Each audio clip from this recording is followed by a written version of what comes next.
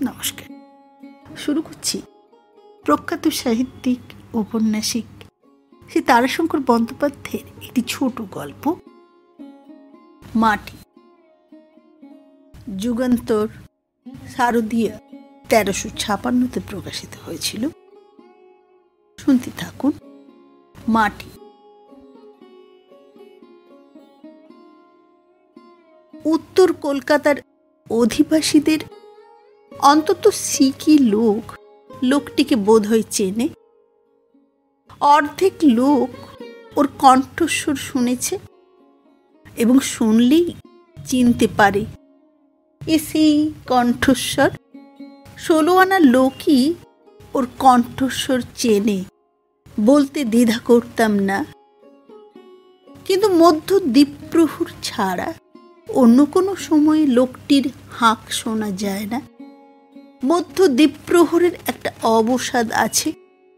মহানগরীও কিছুক্ষণের জন্য পাখির রাজ্যের মতো ঝিমিয়ে পড়ে। রাজপথে লোক বিরল হয়, ট্রামে বাসে সিট খালি পড়ে, গতিও যেন মন্থর হয়। ড্রাইভারের হাতের মুঠি বোধ হয় আলগা হয়ে আসে। দোকানে খরিদ্দার কমে যায়। কর্মচারীরা কেউ পেন্সিল ঠোঁটে চেপে জনবিরল পথের দিকে চেয়ে থাকে। বসে বসে অনেকে ঘুমোয়। অফিস অঞ্চলেও এ সময়টায় কাজকর্ম ঘরের মধ্যে আবদ্ধ থাকে। টেলিফোনের রিসিভার তুলে সাড়া পেতে দেরি হয়। ফুটপাতে জুতো পালিশ ওয়ালারাও ঢোলে ঝিমোয়। বাড়িতে দরজা বন্ধ থাকে। মেয়েরা হয় ঘুমোয়, নয় আস্তে ধীরে কিছু বনে বা সেলাইয়ের কল চালায়। রেডিওতে গান, বক্তৃতা বেজেই চলে। এ সময় আকাশের দিকে তাকালে কচিত দু একটা চিল বা শকুন উড়তে দেখা যায়, নইলে আকাশটাও খাঁ খাঁ করে। আমার পাশের বাড়িতে আছে একটা অ্যালসেশিয়ান। সেটাও এ সময়ে চোখ বন্ধ করে জিভ বের করে হাঁপায়। তার মাথার উপরে বারান্দার কড়িতে পায়রাগুলো পা ভেজে বুকে ভর দিয়ে শুয়ে থাকে। কিন্তু কুকুরটা ধরবার জন্য লাফায় না। পথে খাবার পড়ে থাকে, কাক দেখা যায় না। এরই মধ্যে অকস্মাৎ উত্তর কলকাতার কোনো না কোনো পথে বা গলিতে অদ্ভুত তীক্ষ্ণ কণ্ঠস্বর ধ্বনিত হয়ে ওঠে, মাটি চাই, মাটি চাই, মাটি চাই। কণ্ঠস্বরই শুধু তীক্ষ্ণ নয়, লোকটির হাঁকের ভঙ্গিও বিচিত্র। শেষের মাটি শব্দটার মা পর্যন্ত চিৎকার করে হেঁকে তীর শেষে হ্রস্বইটাকে বেপর্দায় খাদে নামিয়ে দেয়। মাটি। তার প্রতিক্রিয়া হয় অদ্ভুত।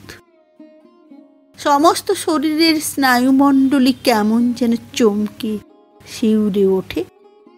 তীক্ষ্ণ কণ্ঠে বিচিত্র ভঙ্গিমায় উচ্চারণে স্নায়ুর উপর ধ্বনিত প্রভাব সর্বজনীন কিনা জানি না, তবে আমি এ প্রভাব অনুভব করেছি এবং আমার বাড়ির একটি শিশুকে চমকে উঠে ঠোঁট ফুলাতে দেখেছি। গ্রীষ্ম দ্বীপ্রহরে আমার ঘুমের আমেজ ভেঙে গিয়েছে। বন্ধ দুয়ার জানালা, অন্ধকার ঘরের মধ্যে হঠাৎ ঘুম ভেঙে কতদিন মনে হয়েছে আমি শুয়ে আছি আমার দেশের বাড়িতে। বাড়ির পিছনের তালগাছ ঘেরা খিড়কির পুকুরের কোন তালগাছের মাথায় বসে রৌদ্র শ্রান্ত চিল তীক্ষ্ণ করুণ সুরে ডাকছে। এমনি বেপর্দায় নরম সুরে নেমে এসে থেমে যায়। চিলটা ঠোঁটের নিচে গলার কাছটা ধুক ধুক করে কাঁপে। উত্তর কলকাতায় বাসা করার প্রথম সপ্তাহেই ওর ডাক শুনেছিলাম। তখন বৈশাখ মাস, মনে আছে? বাসা পেতেছিলাম 6ই বৈশাখ। গলির মোড়ে সেদিন ওর হাঁক উঠতেই দরজা খুলে বারান্দায় এসে দাঁড়ালাম। খাঁ খাঁ করছে গলিপথ। পিচের উপর মোটর টায়ারের ও নালমারা জুতোর দাগ ফুটে উঠছে। বাতাস ঝলসাচ্ছে।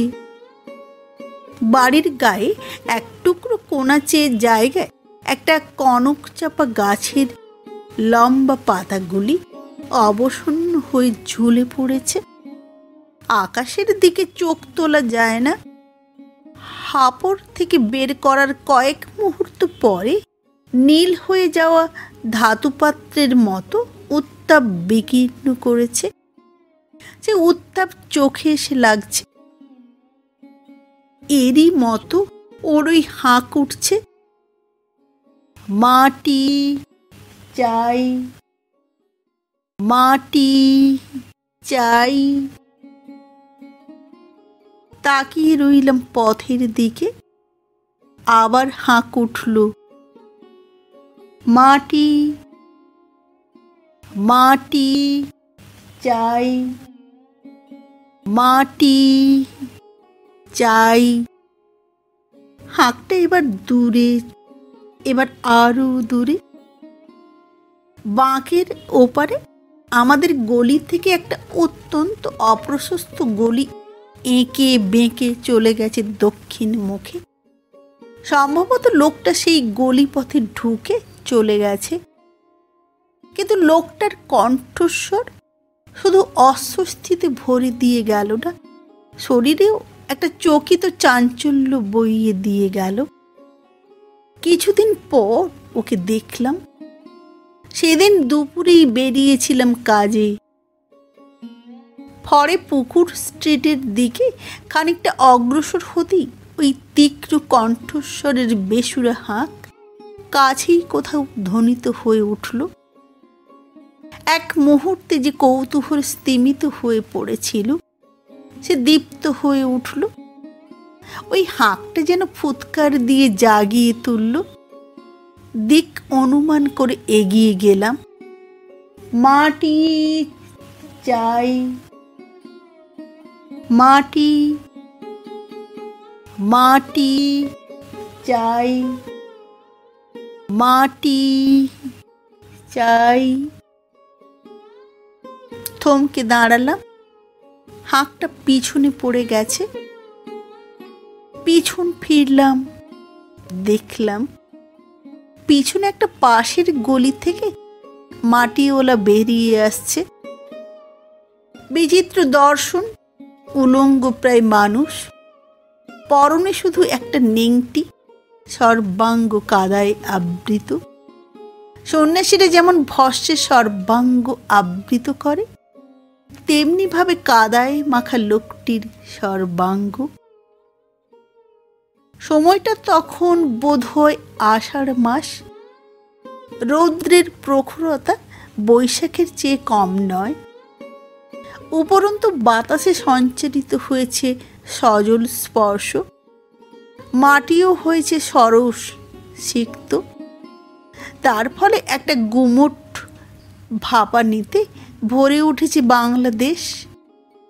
মানুষ ঘেমে সারা হয়ে গেছে।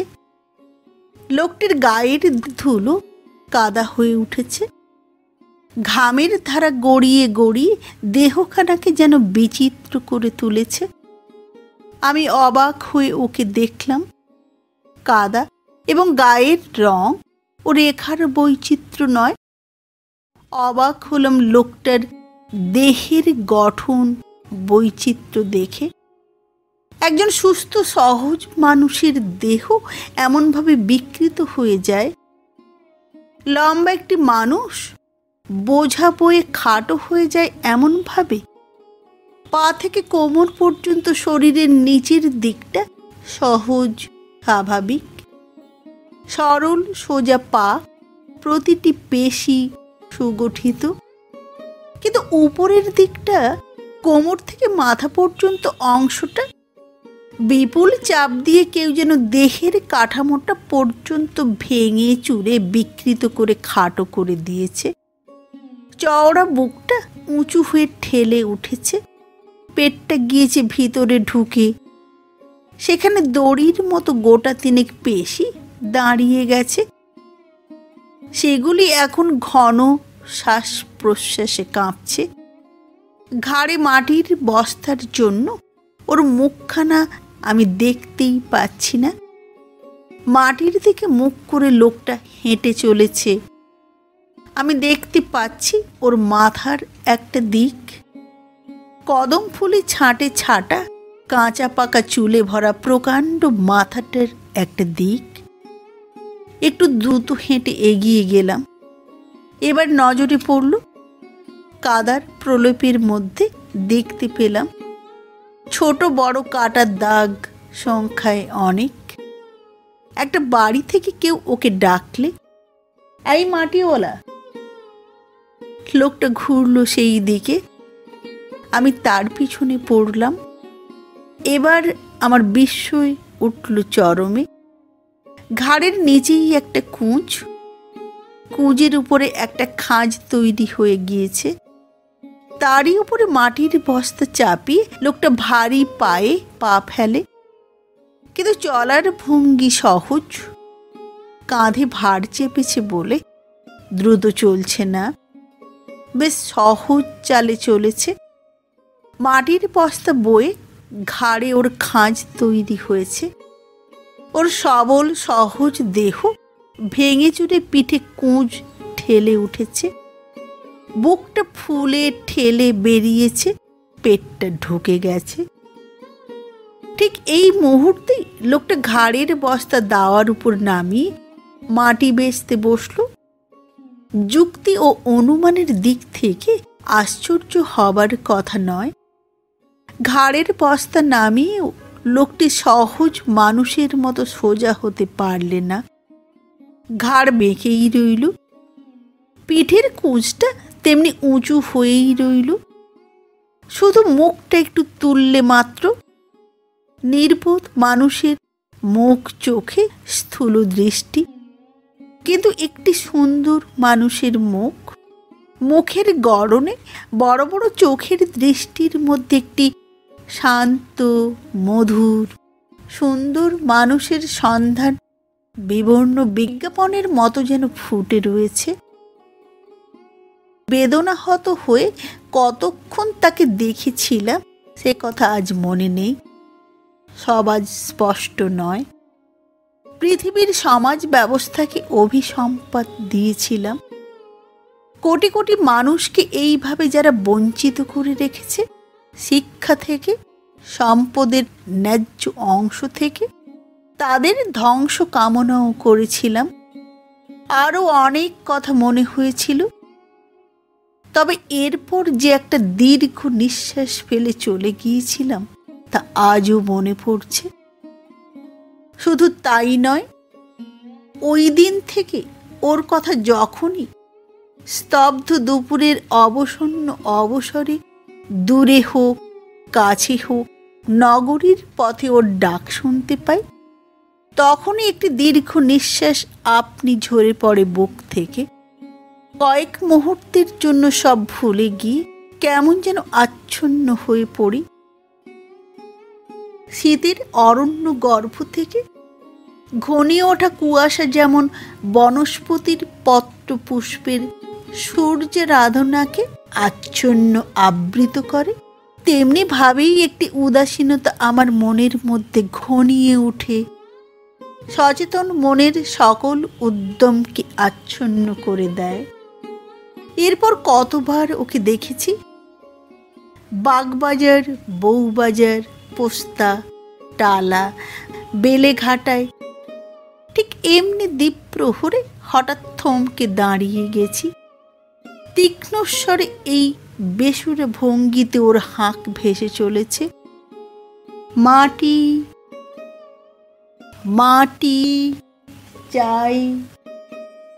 মাটি চাই, মাটি চাই, মাটি।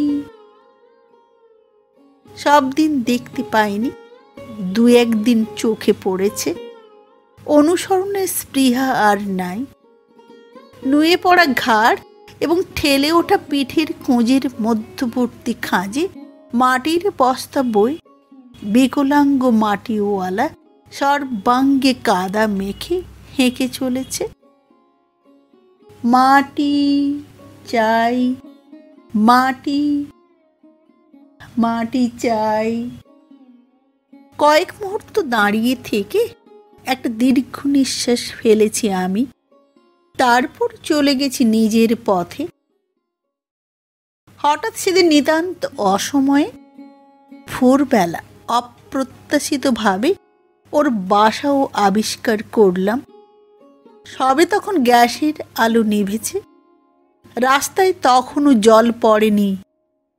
আমি অভ্যাস মতো প্রাতঃ ভ্রমণে বেরিয়েছিলাম। বেড়াবার বাঁধা ধরা স্থান ছিল পার্ক অথবা গঙ্গার ধার। সেদিন দিক পরিবর্তন করে চলে গেলাম একেবারে খালের ধারে। খালের পুল পার হয়ে গেলাম গঙ্গা এবং খালটার সংযোগস্থলের গেটটার দিকে। খালটা মজে এসেছে, সংস্কার হবে। কাজ অনেকটা অগ্রসর হয়েছে। দুধার জেগে উঠেছে, জল পড়েছে মাঝখানে। তার মধ্যেও মাঝে মাঝে পাঁক দেখা যাচ্ছে। গঙ্গার ওপারে জুট মিলের ইয়ার্ডে এখনো আলো জ্বলছে। হঠাৎ দেখলাম মাটিওয়ালাকে। দেখে থমকে দাঁড়িয়ে গেলাম। গঙ্গায় স্নান করে একখানা গামছা পরে হাতে একটা জলের ঘটি নিয়ে ফিরছে। আমি থমকে দাঁড়াতেই মাটিওলা সবিস্ময়ে আমার মুখের দিকে চাইলে। তারপরই প্রসন্ন বিনয়ে হেসে বললে, হ্যাঁ, আমি সেই মাটিওলাই বটে। ভাঙা ভাঙা বাংলায় হিন্দি মিশিয়ে কথাটা বললে। হ্যাঁ, ওই মাটিওয়ালাই আছে আমি বাবুজি। যেন স্নান করে পরিচ্ছন্ন দেহে আমার সামনে দাঁড়িয়ে বেচারি লজ্জা পেয়েছে। আমি প্রশ্ন করলাম, কোথাও যাবে বুঝি আজ? তার স্থূল দৃষ্টিতে বিস্ময় জেগে উঠল আমার প্রশ্নে। হ্যাঁ, জায়গা। কাহা জায়গা? স্নান করে এলে যে এই ভোরে? हाँ, এখন রামজির নাম নেব। उसके बाद দুটো চানা খেয়ে নেব। তারপর চলেগা মাটি আনতে। আচ্ছা বাবুজি, রাম রাম। বললাম, রাম রাম ভাইয়া, রাম রাম। কয়েক পা গিয়ে কিন্তু ফিরে দাঁড়িয়ে বললে, খোকি ভালো আছে বাবুজি? আপনার লড়কি? লড়কি? আমি ঠিক বুঝতে পারলাম না ওর কথা। আমার বাড়িতে তো খুকি নাই। আপনার खोकी, आप तो बेलियाघाटा में रहते हैं। লাল রঙের কোঠি। বুঝলাম ও আমাকে বেলেঘাটার কোনো লাল রঙের বাড়ির বাসিন্দে বলে ভুল করেছে, কিন্তু প্রতিবাদ করলাম না। ওরই ভুলের মধ্য দিয়ে পরিচয়ের সুযোগ নিতে চাইলাম। বললাম, ভালো আছে। মুখ ভরে হেসে সে বললে, আমি গেলেই ছুটে আসবে। একটি খোলা ভাঙা বাড়িয়ে দিয়ে বলবে, 1 পয়সার মাটি দেও মাটিওলা। আমি বলে, কি হবে खोकी? बोले, माटीवाला चूल्हा में माटी देना होगा। छोटा हाथ में 1 मुट्ठी मिट्टी, बस चला जाएगा। এবার সে হা হা করে হেসে উঠল। ऐसा देखता है ना। সে এবার ঘটি শুদ্ধ হাত তুলে আমাকে নমস্কার করে বললে, अब जाता है बाबूजी। हाँ, राम राम। চলে গেল সে। আমি কিছুক্ষণ দাঁড়িয়েই রইলাম তার দিকে চেয়ে। খালের এপারটা অপরিচ্ছন্ন, প্রাচীন আমলের ভাঙা বাড়ি, বস্তি, গোলা আর গুদামে ভর্তি। আবর্জনা এবং আগাছার জঙ্গলের মধ্য দিয়ে চলে গেছে বস্তির পথ। সেই পথে চলে গেল সে। আবার কয়েকদিন পর ওর সঙ্গে হঠাৎ দেখা হয়ে গেল। এবার দেখা হওয়ার পটভূমি একেবারে কল্পনার বাইরে। গিয়েছিলাম পোস্ট অফিসে।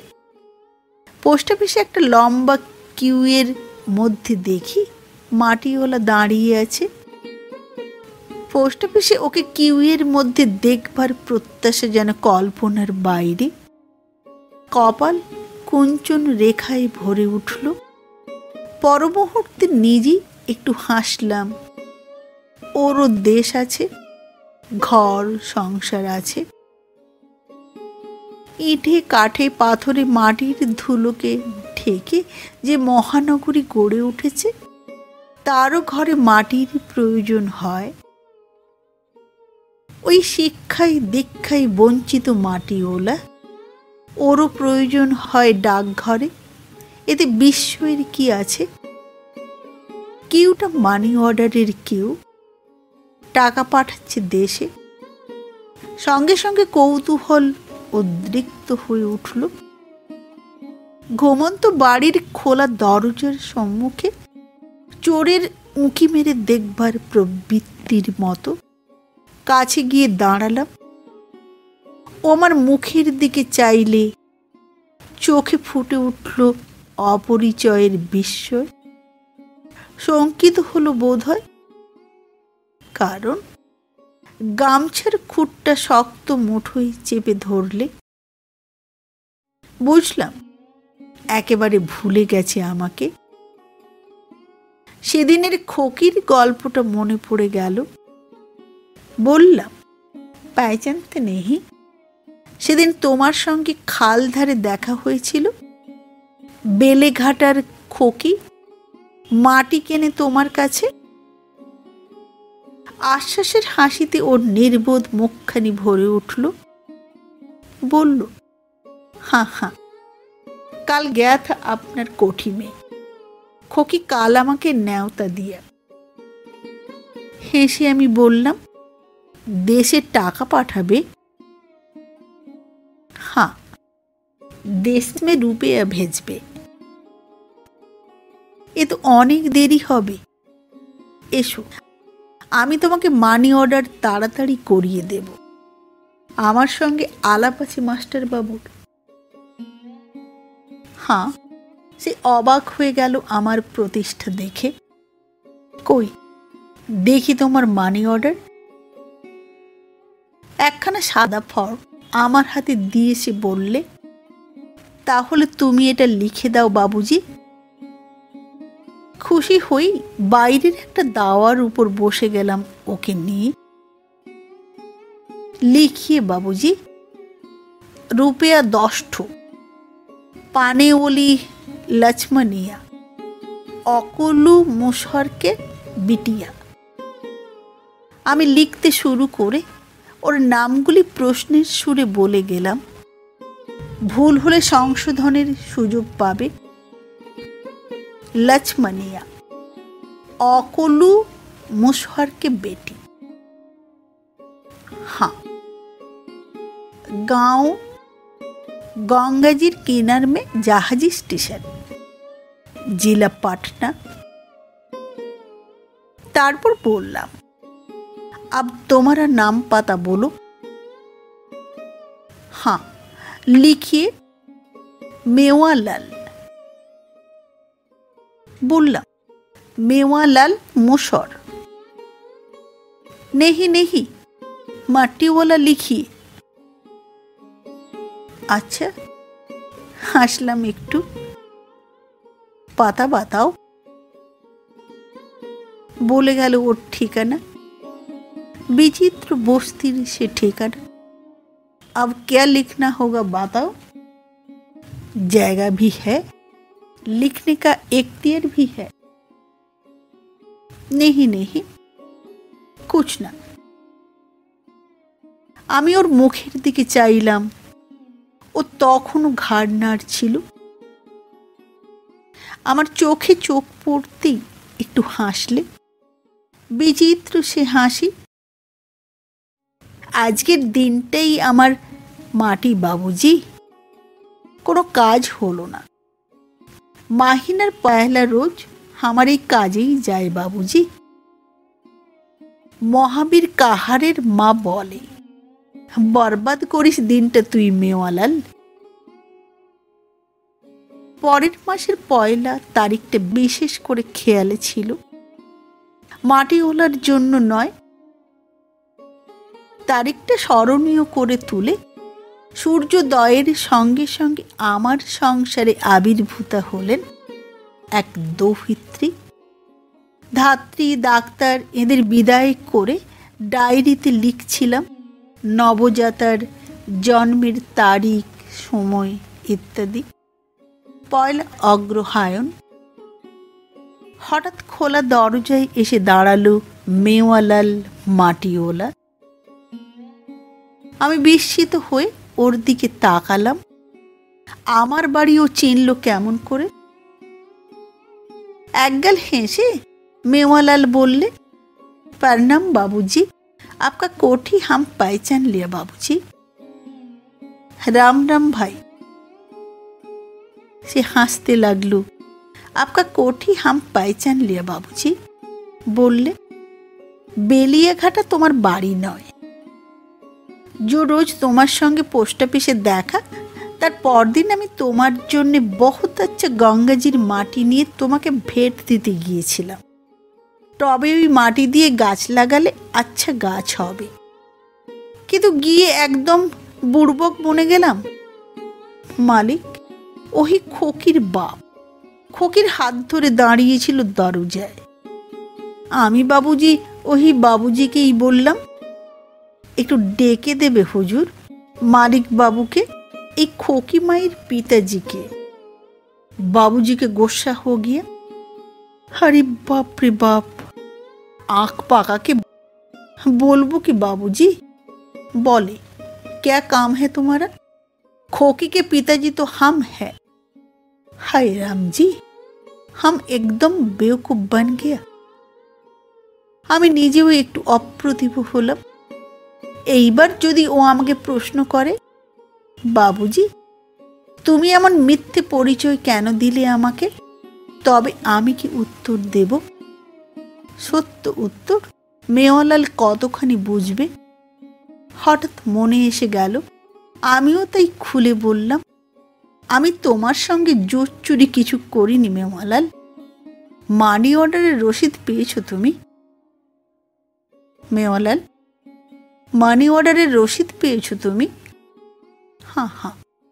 बार बार स्वीकार करते चाइले जेन कथाटा शुधु वाक्ये नय, घाड़ नेड़े सर्वांग दिये स्वीकार करले जेन। एरपर अपराधीर मतो हेसे बोलले, तोमार काछे आमार कसूर आमी लुकाबो ना बाबूजी। प्रथम दिन बेलियाघाटाय जेदिन देखलाम खोकिर बाप तुमि नও, सेदिन आमार बहुत डर हयेछिलो। মনে হয়েছিল বাবুজি, বাবুজি কি কোন জুয়াচোর হয়তো আমাকে ঠকিয়ে 10 টাকা আমার মেরে দিয়েছে। মানি অর্ডারকে বিলটি জেঠু আমাকে দিয়েছে, সেটা হয়তো একদম ভুয়া হবে। পোস্ট অফিসে কি ঝুটমুট বলে একটা বাজে কাগজ আমাকে দিয়েছে। बाबूजी बेलियाघाट से एकदम दौड़ के बासा में फिरलाम।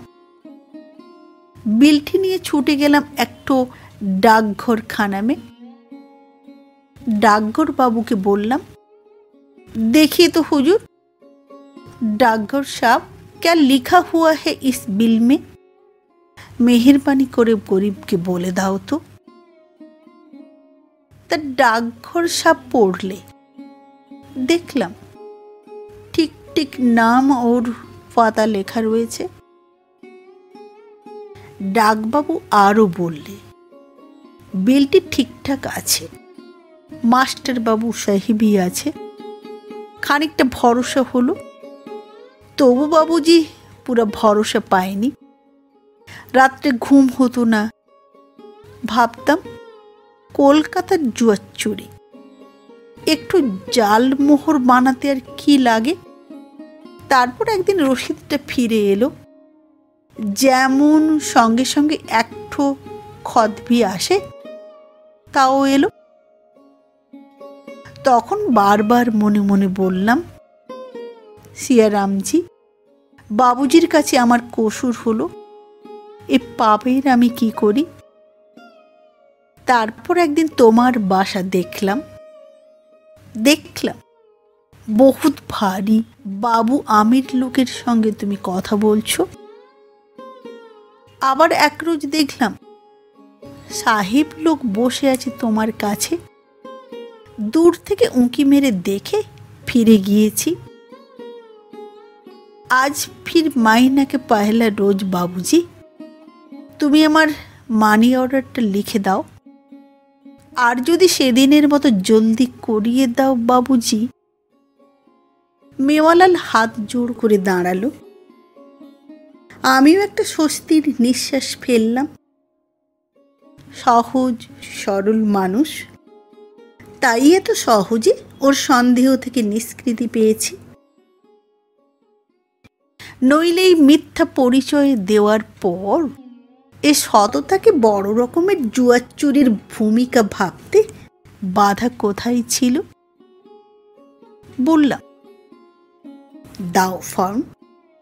কি নাম যেন? লক্ষ্মণিয়া না? জি বাবুজি। জি, লক্ষ্মণিয়া অকুলু মুসহরকে বেটিয়া।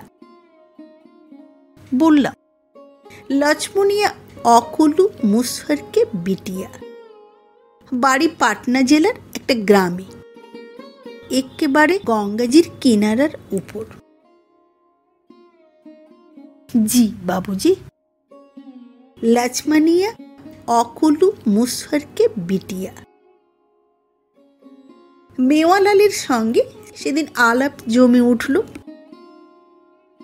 মেওয়ালাল বললে, বাবুজি যে লোক, ডেকে আমার দুঃখ লাঘব করে দিল। আমির আদমি, লেখাপড়া জানা লায়েক আদমি হয়ে আমার মতো গরিব মাটিওয়ালার সঙ্গে এমন মিষ্টি কথা বললে, তার কাছে কি কিছু লুকুতে আছে? তোমার কাছে বলি, মনের কথা আমার দুনিয়ায় বলবার লোক পাই না।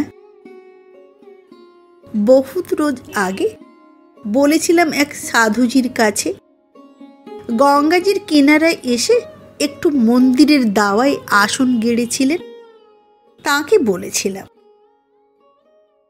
আর বলেছিলাম মহাবীর কাহারের মাকে, আমাদের বস্তিতে থাকে বুড়িয়া, সে আমাকে ভালোবাসে আপন বেটার মতো।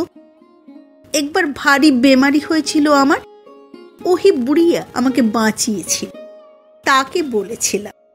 আজ তোমাকে বলি। একটা দীর্ঘ নিঃশ্বাস ফেললে মেওয়ালাল। বাইরে শীতের ঝরঝরে হাওয়া বইছে। বাড়ির পাশের চাঁপা গাছের পাতা ঝরে পড়েছে সে হাওয়ায়। মুশহরের বেটি লক্ষ্মণিয়ার যে গাঁয়ে বাড়ি, ওই একই গাঁয়ে রতনলাল নামে এক। বলতে গিয়ে থেমে গেল মেওয়ালাল। একটু যেন সামলে নিয়ে বললে, বাবুজি, রতনলাল নামে একজন খুব ভালো লোক ছিল।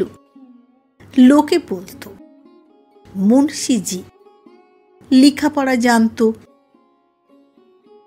গোস্বামী মহারাজ তুলসীদাসের রামচরিত কথা পড়ত। গরিব গৃহস্থী, ঘরে 2-3টে গাই ছিল, একটা ভেঁসা ছিল, একজোড়া বলদও ছিল, আর গঙ্গাজির কিনারায় 5 বিঘা ক্ষেত। তারই ছেলে আমি। আমার নাম জীবনলাল। ওই অকলু মুশহরকে বিটিয়া লক্ষ্মণিয়া আমার নাম দিয়েছিল মেওয়ালাল। অকলু মুশহর আমার বাপের খেতিতে কাম করত, কিষান মজদুর ছিল। গাই মহিষ বলদের সেবা করত ওর বেটি। ওই লক্ষ্মণিয়ার ছেলেবেলা থেকেই আসতো আমাদের বাড়ি, পাটকাম করত, ঝুটা বর্তন মলাই করত।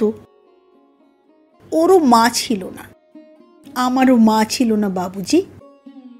ছেলেবেলা একসঙ্গে খেলা করতাম আমরা। রতনলালকে লোকে বলতো সুখী মানুষ, কারো সঙ্গে ঝগড়াঝাটি ছিল না। গাঁয়ের লোক সম্ভ্রম করত। খেতিতে গেহু জব অড়হর হতো প্রচুর। ছেলে মেওয়ালাল 12-14 বরস উমর থেকেই এমন খেতিতে কাম শিখেছিল, আর ওই খেতি নিয়ে 24 ঘন্টা এমন খাটত যে 2-3খানা গাঁয়ের মধ্যে এমন বড়িয়া খেতি আর কারুরই ছিল না। তাতে আর আশ্চর্য কি বাবুজি? একজন লোক যদি 12 মাহিনা 30 রোজ ওই খেতিতে সকাল থেকে সন্ধে ইস্তক বুক দিয়ে পড়ে থাকে, এক কোনা ঘাস বের হলে টেনে তুলে মাটিতে পুঁতে দেয়, যাতে ঘাসও যায় আবার জমিও হয় আরো উর্বর। আশ্চর্য কি বাবুজি? দুহাতে গঙ্গার কিনারায় দিয়ারা খেতির মাটি ঘেঁটে ঘেঁটে সামান্য কঙ্কর কি পাথর থাকলে বেছে ফেলে দেয়। পথে ঘাটে এতটুকু গোবর দেখলে কুড়িয়ে এনে ওই খেতিতে ঢালে। খুরপি আর কোদালি নিয়ে হরদম জমির তরিবত করে। তবে ওই খেতির সঙ্গে পাল্লা দিয়ে অন্য খেতি পারবে কেন বাবুজি? দুনিয়াতে সকল মায়ের বুকেই ক্ষীর আছে, কিন্তু যে মা পেট ভরে খেতে পায়, ভালো মেওয়া চিজ খায়, সে মায়ের বুকের ক্ষীরের পরিমাণ আর গুণের সঙ্গে অন্য মায়ের বুকের ক্ষীরের পরিমাণ আর গুণ কি সমান হয়? না হতে পারে। একটু থামলে মাটিওয়ালা আমার মুখের উপর দৃষ্টি তুলে মিষ্টি হাসি হেসে বললে, অকলু মুশহরের বেটি লক্ষ্মিয়া। এই কথা শুনেই আমাকে ঠাট্টা করে বলতো, মেওয়াখানে ওয়ালি জমিনকে মালিক তুমি। তোমার জমিন নামে, তোমার জমিন মে যে ফসল হয় তার মধ্যেও মেওয়ার পোস্টাই লিয়ে তোমার নাম দিলাম আমি মেওয়ালাল। তখন মেওয়ালালের বয়স হবে 16-17। ফুল ধরবার আগে গেহু কি জবের ফসল যেমন লকলকে তেজালো ঘন সবুজ হয়ে ওঠে, তেমনি তখন মেওয়ালালের চেহারা। খেতিতে খেটে খেটে আর কুস্তি করে গঙ্গাজিতে সাঁতার কেটে গায়ের জোর হয়েছে তেমনি। দুনিয়াতে কারুর পরোয়া করে না, কিন্তু লক্ষ্মণিয়ার এই তামাশায় কেমন শরম লাগতো। লক্ষ্মণিয়া হেসে বলতো, আরে বাপরে, গাল কপাল যে আনারের দানার মতো টসটসে লাল হয়ে উঠল। একেবারে খাস মেওয়ালাল তুমি। লক্ষ্মণিয়া মেওয়ালালের চেয়ে বয়সে বছর খানেকের বড়ই হবে, তেমনি কি তার চেহারা। দেখে মনে হতো পাঞ্জাব দেশের রেহনেওয়ালি। এই লম্বা বাবুজি, বাঁশির মতো নাক, পাঞ্জাবি মেয়েদের মতোই চোখ ছোট ছোট, গায়ের রং কিন্তু কালো। মেয়েটাকে মুশহররা বলতো সাপিন। সাপিনের মতোই লম্বা, তেমনি চোখ।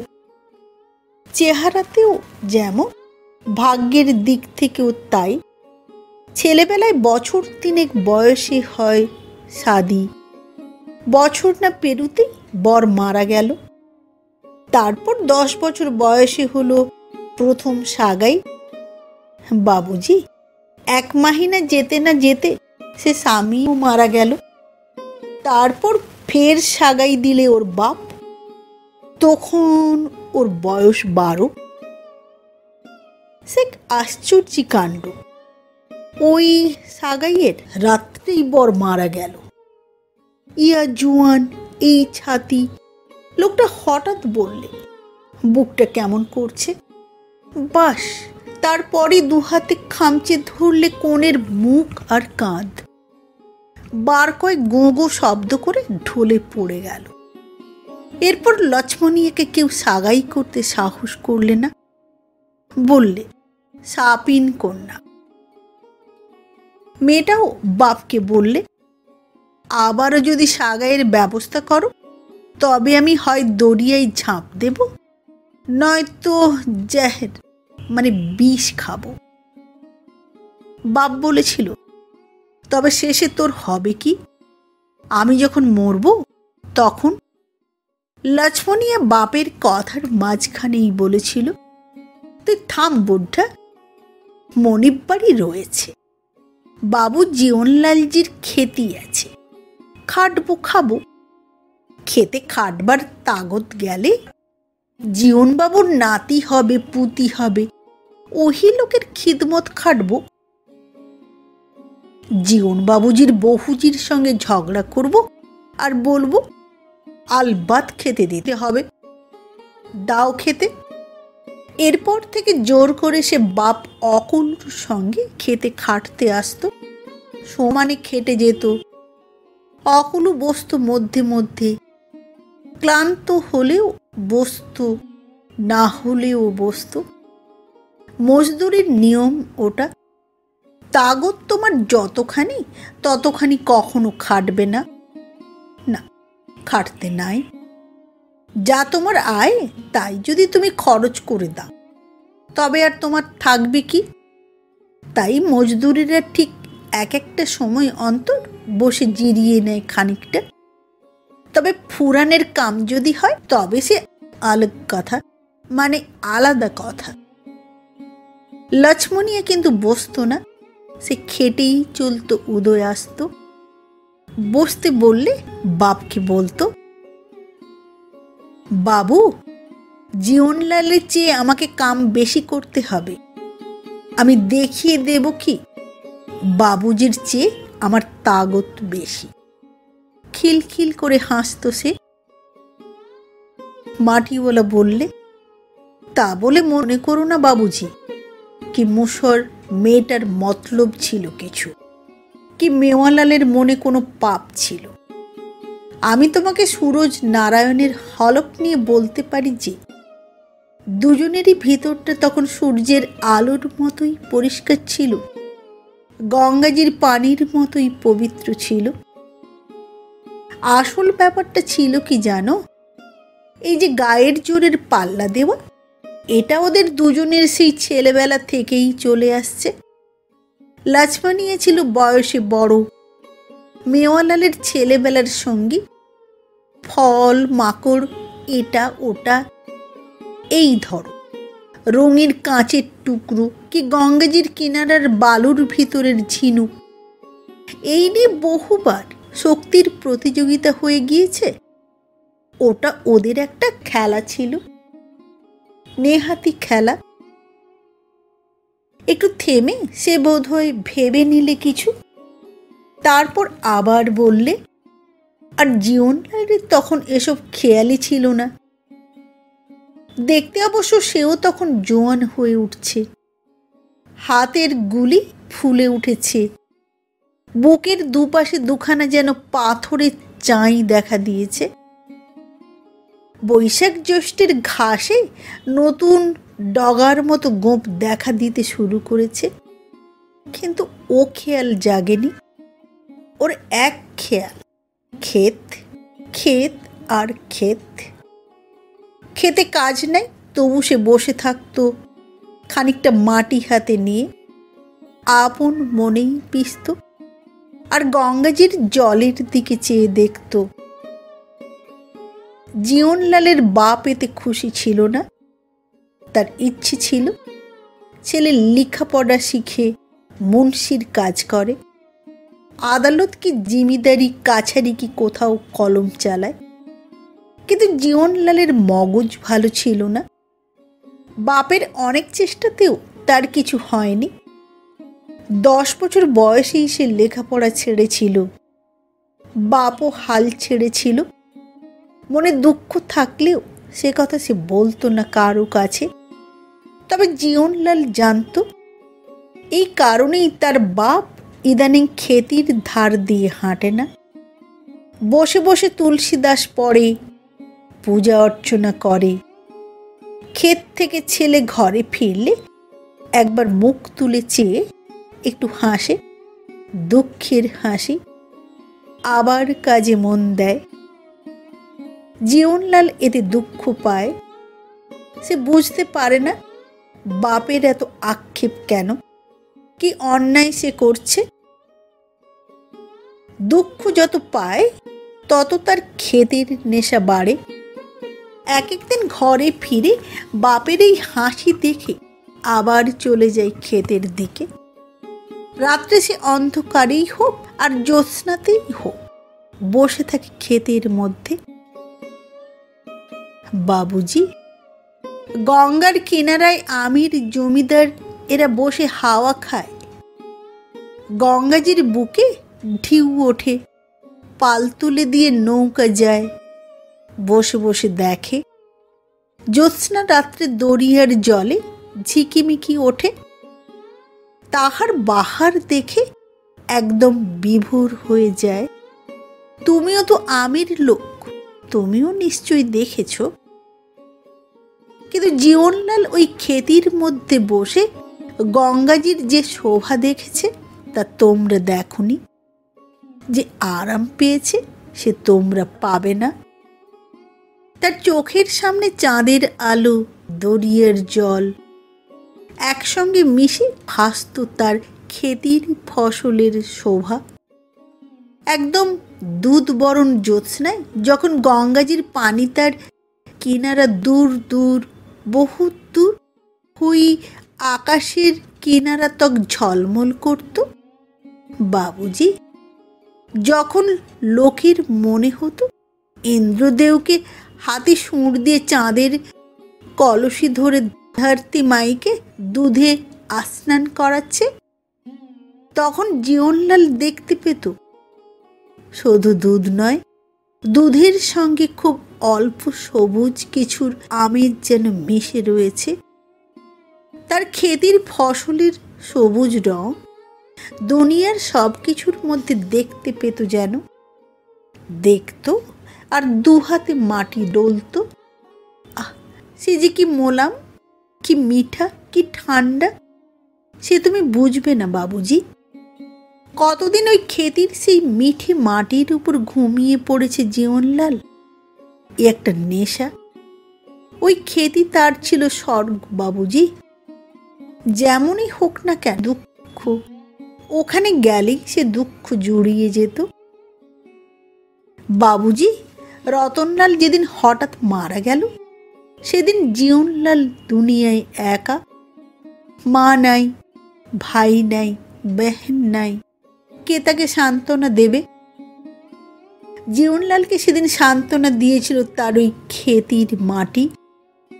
বাপের কাজকর্ম সেরে শ্মশান থেকে ফিরে সে বাড়িতে থাকতেই পারলে না। সন্ধ্যার পর এসে ওই ক্ষেতির মধ্যে বসে রইল। জুড়িয়ে গেল তার মন, ভুলে গেল সে বাপের কথা। জীবনলালকে মন্দ যদি বলতে চাও এজন্য বলো, কিন্তু এ কথাটা সত্যি বাবুজি। তার চোখের সামনে খেতে গেহুর চারা বের হলো, বড় হলো, বাতাসে দুলতে লাগলো, কৌয়া এলো, আরো কত পাখি এলো ক্ষেতের ফসল খেতে। সে তাদের তাড়ালে, তারপর ফসল তার চোখের সামনে পেকে উঠল। অকলু, তার বেটি আর জীবনলাল সে ফসল কাটলে। लक्ष्मणिया मुख टिपे हेसे बोलले, गेहूं नहीं, ये तो मेवा है। সেদিনের কথা আজও জীবনলালের দিব্যি মনে আছে বাবুজি। সেদিনও মাঝরাত্রে অকলু আর লক্ষ্মণিয়া এরাই এসে ক্ষেত থেকে ঘরে উঠিয়ে নিয়ে গিয়েছিল। আরে বাপরে, আজ তোমার বাপ মারা গেল, তার আত্মা এখনো ঘুরে ঘুরে বেড়াচ্ছে। কে জানে এই ক্ষেতের চারিপাশে ঘুরছে না। অকলু শুধু পুড়ে গেল। দাঁড়িয়ে দাঁড়িয়ে সে চোখ বুজে ঘুমোচ্ছিল। রাত্রে সে ঘুম থেকে উঠল, চোখ বন্ধ করেই হাঁটে। একটু থেমে একটা বিড়ি খেয়ে মেওয়ালাল বললে, বাবুজি, বাবুজি, তুমি তো শুনেছি লেখাপড়া করেছো অনেক। এই গলির লোকের কাছে আমি শুনেছি। তোমাকে একটা কথা জিজ্ঞাসা করি, বলো তো, এই দুনিয়া মে কোন জিনিসকে জানা সবচেয়ে শক্ত? প্রশ্নটা বুঝতে না পেরে চুপ করে ওর মুখের দিকে চেয়ে রইলাম। মেওয়ালাল আমার উত্তরের প্রতীক্ষা না করেই বললে, মানুষকে বাবুজি, মানুষকে। গাছপালা জানোয়ার ওদের সঙ্গে সামান্য দিন কারবার করো, ঠিক জেনে যাবে ওদের। ওদের মেজাজ, চালচলন সব ধরা বাঁধা। মানুষ, আরে বাপরে বাপ, নিজেকেই নিজে জানতে পারে না, তা পরকে জানবে কি করে? এই জানা হয় কি করে জানো? জানা হয় দুঃখের সময়। তোমার যখন খুব দুঃখ হবে বাবুজি, যখন তোমার মনে হবে বুকের ভিতরটা থেকে কালিজা ছিঁড়ে গেল, তখন ঠিক তুমি দুনিয়ার মানুষকে চিনতে পারবে। বাবুজি, নিজের মনের খবরও জানতে পারবে সেই দিন। তোমার যে এই শরীর বাবুজি, এই যে তোমার জন্ম, এ তো একটা ক্ষেতি। তোমার মন বসে বসে এতে বীজ ছড়াচ্ছে। কিন্তু বীজ মাটিতে পড়লেই তো গাছ হয় না, ফাটে না। বীজ ফাটে কখন জানো?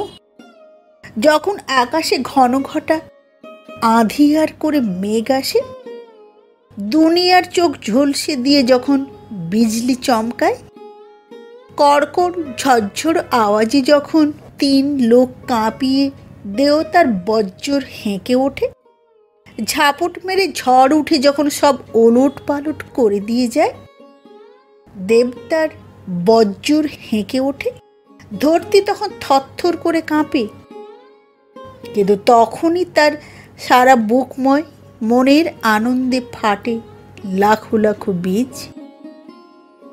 যেসব বীজ বাবুজি মাহিনার পর মাহিনা মাটির অন্দরে শুকায়ে ঝলসেছে, কোনো পাত্তা কেউ জানতো না। ওই যে ঘনঘট, এই তার লগন। ওহি ওহি লগন মে তারা নিজেকে ফাটিয়ে বেরিয়ে পড়ে, নিজের পাত্তা জানিয়ে দেয়। তারপর যে বীজের যেমন তেজ, যেমন তার গোড়ার মাটির সঙ্গে মেল মেতালি, সে তেমনি বাড়বে। বাবুজি, অকলু মোশহরের বিটিয়াই বলো আর জীবনলাল কি মেওয়ালালই বলো, দুজনের কেউ না জানতো নিজেকে, না জানতো কেউ কাউকে। হঠাৎ একদিন তুফান এলো জীবনলালের নসিবে, আর সেই তুফানকে আপনার খেয়ালে মোশহরের বিটিয়া আপনার মাথায় টেনে নিলে। রতনলালের মৃত্যুর মাস 4 পর, সেটা অঘন মাহিনা বাবুজি, অঘন মাস। আমার ক্ষেত তখন গম, জব, আলু, মটর, ছোলার বীজ এক দফা ফেটে মাটির উপর বেরিয়ে পড়েছে। আশপাশের দিয়ারা জমিন তখনও সব সাদা। শুধু চষা হয়েছে মাত্র। আমার জমিনে সবুজ রং ফুটেছে। সারাদিন খেতে পাটকাম করে আমি বাড়ি ফিরে চুলাতে আগুন দিয়েছি। দিনে খেয়েছি সত্তু, রাত্রে দুটি ভাত পাকাবো। সেটা সেটা অগহন মাহিনা বাবুজি। থারিতে চাউল ভিজিয়ে দিয়েছি, কিছু আনাজ নিয়ে কুটতে বসেছি। খাওয়া দাওয়া সকাল সকাল সেরে যেতে হবে জিমিদারির কাছারিতে। জিমিদারের কাছারি, সেখানে বাবুজি মস্ত হাঙ্গাম। তুমি তো বাবুজি পণ্ডিত আদমি, দেশকে কানুন তো তোমার সব জানাই আছে। কানুন তো তোমার সব জানাই আছে। বাবজি আমার ফৌত হয়েছে। এখন জিমিদারের দপ্তরখানায় বাবজির নামের বদলে আমার নাম কায়েম করতে হবে। সেলামি লাগবে, কেননা জমিনের মালিক তো জিমিদার। জিমিদার আমাকে রায়ত মেনে নেবে, সেলামি খাজনা নিয়ে আমাকে দাখিলা দেবে, তবে জমিন হবে আমার। তবে জমিদারেরা বাপের বদলে ছেলেকে রায়ত মানতে না বলে না। ভগবানকে বিধান, বাপের স্বভাব পায় ছেলে, চেহারা পায় ছেলে, বাপের রোগ পায় ছেলে, বাপের দেনা শোধ করে ছেলে। তখন বাপের ক্ষেত খামার এই বা ছেলে পাবে না কেন? জিমিদারে এটা মানে। তবে তারা যদি ইচ্ছে করে বাবুজি, তবে না মানতেও পারে। আদালত থেকে নোটিশ জারি করে হুকুম দিয়ে তোমাকে উচ্ছেদ করতে পারে। উহিলি জিমিদারের কাছারিতে যাব। তহসিলদার এসেছেন, কিছু ঘিউ তৈরি করে রেখেছি। তহসিলদারের নজরানা ভি ঠিক করে রেখেছি। আজ রাত্রেই কাজটা সেরে নেব। এর আগে কয়েকবারই গিয়েছি, তা জমিদার বলেছেন হবে। তহসিলদারের সঙ্গে দেখা সেখানে হয়েছিল, তিনি বলেছেন হবে। কুটনো কাটা শেষ করে থালায় ভিজানো চাল ধুয়ে শেষ করেছি। এমন সময় বাবুজি, আমার নসিবে তুফানের প্রথম ঝটকা যেন আচমকা মারলে ধাক্কা। হাঁপাতে হাঁপাতে ছুটে এলো লক্ষ্মণিয়া। আমি চমকে উঠলাম। অকুলুর কদিন বেমারি হয়ে বুড়ো মানুষ অল্পেই ঘায়েল হয়ে বিছানায় শুয়ে আছে কদিন। তবে কি? আমি বললাম, লক্ষ্মণিয়া। লক্ষ্মণিয়া বললে, ঝটসে এসো। আমি স্নান করে খানা পাকাচ্ছি। মুশহরের বেটি সে কথা খেয়ালেই আনলে না, আমার হাত ধরে টানলে। আমি জিজ্ঞাসা করলুম, অকলু? অকলু? নেহি নেহি, খেতি মে। খেতে? আমাদের খেতে দুজন কালা সাহেব লোক, সঙ্গে আর্দালি। সে হাঁপাতে লাগলো, ছোট চোখ দুটো ঝকমক করতে লাগলো। দম নিয়ে বললে, ক্ষেতের ফসল মারিয়ে তে কাঁটার উপর যন্তর চাপিয়ে দেখছে আর জরিপের শিকলি টানছে, ইধার সে উধার। হারামজাদা কুত্তা, হারামজাদা। দাঁতে দাঁতে সে কিসকিস করে উঠল। বাবুজি, ওই কালা সাহেব লোকের একজন লক্ষ্মণিয়াকে মন্দ কথা বলেছে। সে কে মুশহরের মেয়ে, তার উপর সে লক্ষ্মণিয়া, পাঞ্জাবের রহনেওয়ালির মতো তেজ। সে উত্তরে গাল দিয়েছে। সাহেবটা হাত চেপে ধরতে গিয়েছিল, এক ঝাঁকিতে হাত ছাড়িয়ে সে ছুটে পালিয়ে এসেছে। খবর শুনে আমার নখ থেকে মাথা পর্যন্ত রক্ত যেন বর্ষার দরিয়ার পানির মতো ছুটতে আরম্ভ করলে। আমি লাফ দিয়ে পড়লাম। লক্ষ্মণিয়া বললে, দাঁড়াও। সে মাচান থেকে দুগাছা লাঠি পেড়ে নিয়ে বললে, আব চলো। জমিনের কাছে এসে বাবুজি আমার রক্ত হিম হয়ে গেল। শুধু সাহেবরা নয়, জমিদারের তহসিলদারও বরকন্দাজ নিয়ে সরজমিনে হাজির হয়ে গেছে। ধমক দিয়ে এক হাঁক মারলে তহসিলদার, খবরদার। তারপর বললে, আর এক পাও যদি এগুবি চাষার বেটা, তবে তোকে গুলি করে মেরে এই জমিনের মধ্যে পুঁতে দেব। মেওয়ালাল এক লহমায় পাথর বনে গেল। লছমনিয়া বলতে গেল, হুজুর, আমাদের ক্ষেতের ফসল? তহসিলদার বললে, নেহি নেহি, এ জমি এখন জমিদার সরকারের খাস জমি হয়েছে। সরকার থেকে হুকুম হয়েছে, এ জমি জাহাজ কোম্পানিকে বন্দোবস্ত কিয়া जाएगा, কোম্পানিকে হিয়া টিশন বানেগা। বরকন্দাজেরা ততক্ষণে ক্ষেতের চারিদিকে খুঁটা পুঁতে দখলের লাল নিশান উড়িয়ে দিলে। একটা খুঁটাতে একটা কাগজে লেখা নোটিশও ঝুলিয়ে দিলে। আমার নসিবের আকাশে চারিদিক ঝলসে দিয়ে বিজলি ঝলকে উঠল। আমার তামাম দুনিয়া কাঁপিয়ে কড়কড় করে বাজ ডেকে উঠল। আমার কি হয়েছিল, আমি তখন কি করেছিলাম জানি না বাবুজি।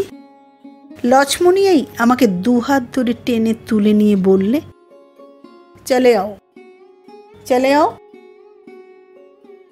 বাবুজি, ঠিক এই সময়েই তুফানের এই শুরুতেই বোধহয় লছমনিয়ার বুকের অন্দরে বীজ ফাটল। বাড়িতে ফিরে আমি যত কাঁদলাম, সে তত কাঁদলে। মেওয়ালালের দুঃখে সে আগেও কেঁদেছে, কিন্তু এমন করে তো কাঁদেনি। বাবুজি, শাওন ভাদো মাসের মেঘ যেমন বরখায়, বাবুজি, বাতাস না, বিজলি না, আওয়াজ না, শুধু ঝিরি ঝিরি ঝিমঝিম, তেমনি ভাবে শুধু দরদর করে জলই ঝরে পড়ল তার চোখ থেকে সারা রাত। গঙ্গাজির বুকের উপর দিয়ে কলের জাহাজ চালায় যেসব কোম্পানি, তাদেরই এক কোম্পানির জাহাজ চলতো আমাদের গাঁয়ের সামনে দিয়ে। আমাদের গাঁয়ের 1.5 কোষ উপরে ছিল জাহাজ কোম্পানির স্টেশন ঘাট। ওই স্টেশন ঘাট আজ কয়েক বছর, বোধহয় 5-7 বছর ধরে ভাঙতে শুরু করেছে। কোম্পানি বাঁশ, কাঠ, ইট, পাথর বহুত ঢেলে রুখতে চেষ্টা করেছে গঙ্গাজির জলের তোড়ের মুখ, কিন্তু হাওয়ার মুখে খড়ের কুটোর মতো সেসব ভেসে গিয়েছে। বর্ষার সময় 15 রোজ 20 রোজ বাদ এক একদিন চাঙড় ধ্বংসে পড়েছে। এমনিভাবে প্রতি বছরই খানিকটা সরে সরে শেষ পর্যন্ত এবছর স্টেশন ঘাট সরিয়ে ফেলার মতলবই পাকা করেছে কোম্পানি। এর জন্য এই বছরে বর্ষার সময় কোম্পানির বড়া ভারী মগজওয়ালা সাহেব লোক হর রোজ জাহাজে করে গিয়েছে আর এসেছে, দেখে গিয়েছে কোন জায়গায় নতুন স্টেশন বানালে পর নিশ্চিন্ত হতে পারবে। এদিকে গঙ্গাজির কিনারের গাঁয়ের যত জমিদার কোম্পানির সাহেব লোককে বহুত বহুত ভেট পাঠিয়ে জাহাজের খানা টেবিলে খানা খাইয়ে, দামি দামি বিলাইতি মদ খাইয়ে আপন আপন সীমানায় স্টেশন বানাতে রাজি করবার কৌশিস অর্থাৎ চেষ্টা করেছে। শেষ পর্যন্ত জিত হয়েছে মেওয়ালালের জমিদারের। নসিব, সবই নসিব। মেওয়ালাল এই সার বুঝেছে। নইলে ঠিক যখন স্টেশন বসাবার উদ্যোগ হচ্ছে তখনই মেওয়ালালের বাপ মরে গিয়ে একদম কিনারার 5 বিঘা দিয়ারা তার খাস হয়ে যাবার সুযোগ হবে কেন বলো? এই জন্যই এতদিন তারা জমিনটা জীবনলালের নামে পত্তন করে নেয়নি। দুনিয়া আমার আধার হয়ে গেল বাবুজি। ছেলের মা মরে গেলে যেমন হয় ঠিক তেমনি মেওয়ালাল ওই দুঃখটা জানত। ছেলে বয়সে যখন মা তার মারা গেল, তখন ঘর দোর, খেলনা, খাওয়া সব কেমন বিস্বাদ বেরং হয়ে গিয়েছিল। কিছু ভালো লাগতো না, শুধুই কান্না পেত। 18 বছরের মেওয়ালালের আবার সেই হাল ফিরে এলো। তার জমি, সকাল থেকে সন্ধে ইস্তক যে জমিতে সে বসে থেকেছে, শুধু ইটের টুকরো, পাথরের কুচি বেছে ফেলেছে। কোদাল দিয়ে একবার কেটেছে, আবার কেটেছে, বারবার কেটেছে, মুঠোতে ধরে ভুরু ভুরু করে গুঁড়ো করেছে। বাবুজি, মেওয়ালালের সে স্বর্গ, দুঃখ ভুলবার জায়গা। বাপ মরে গেলে সেখানে গিয়ে বসে থেকে সে সান্ত্বনা পেয়েছে। বাবুজি খুব যখন শির দুখিয়েছে, মাথার যন্ত্রণায় যখন অস্থির হয়েছে সে, তখন উপরের দিকে হাত তুলে মাটিওয়ালা বললে, সুরজ নারায়ণের নাম নিয়ে বলছি বাবু, ঝুট বলছি না। মাথার যন্ত্রণায় অস্থির হয়ে মেওয়ালাল ওখানে গিয়ে বসলে যন্ত্রণার উপশম হতো। গঙ্গাজির হাওয়া তো বটেই, কিন্তু তার ক্ষেতের শোভায় চোখ মন তার জুড়িয়ে যেত। বসে থাকতে থাকতে ঘুমিয়ে পড়তো সে। ঘুম ভেঙে যখন উঠত, তখন বিশ্বাস করো বাবুজি, মাথার যন্ত্রণা এতটুকু আর থাকতো না। সেই জমি হারিয়ে সে কেঁদে কেঁদে সারা হয়ে গেল। সমস্ত রাত্রি তার থেকে একটু দূরে বসে রইল ওই মুশফরের সাবিন কন্যা। সেও কাঁদলে অনেক, মধ্যে মধ্যে অনেক সান্ত্বনা দিলে সে। বললে, এমনি ছাড়বে কেন জমিন? আদালত করো, বলো হাকিমকে, এই জমিন কত কষ্ট করে তোমরা হাসিল করেছ। বলো, अब हुजूर বিচার कीजिए, ये जमीन किसका है।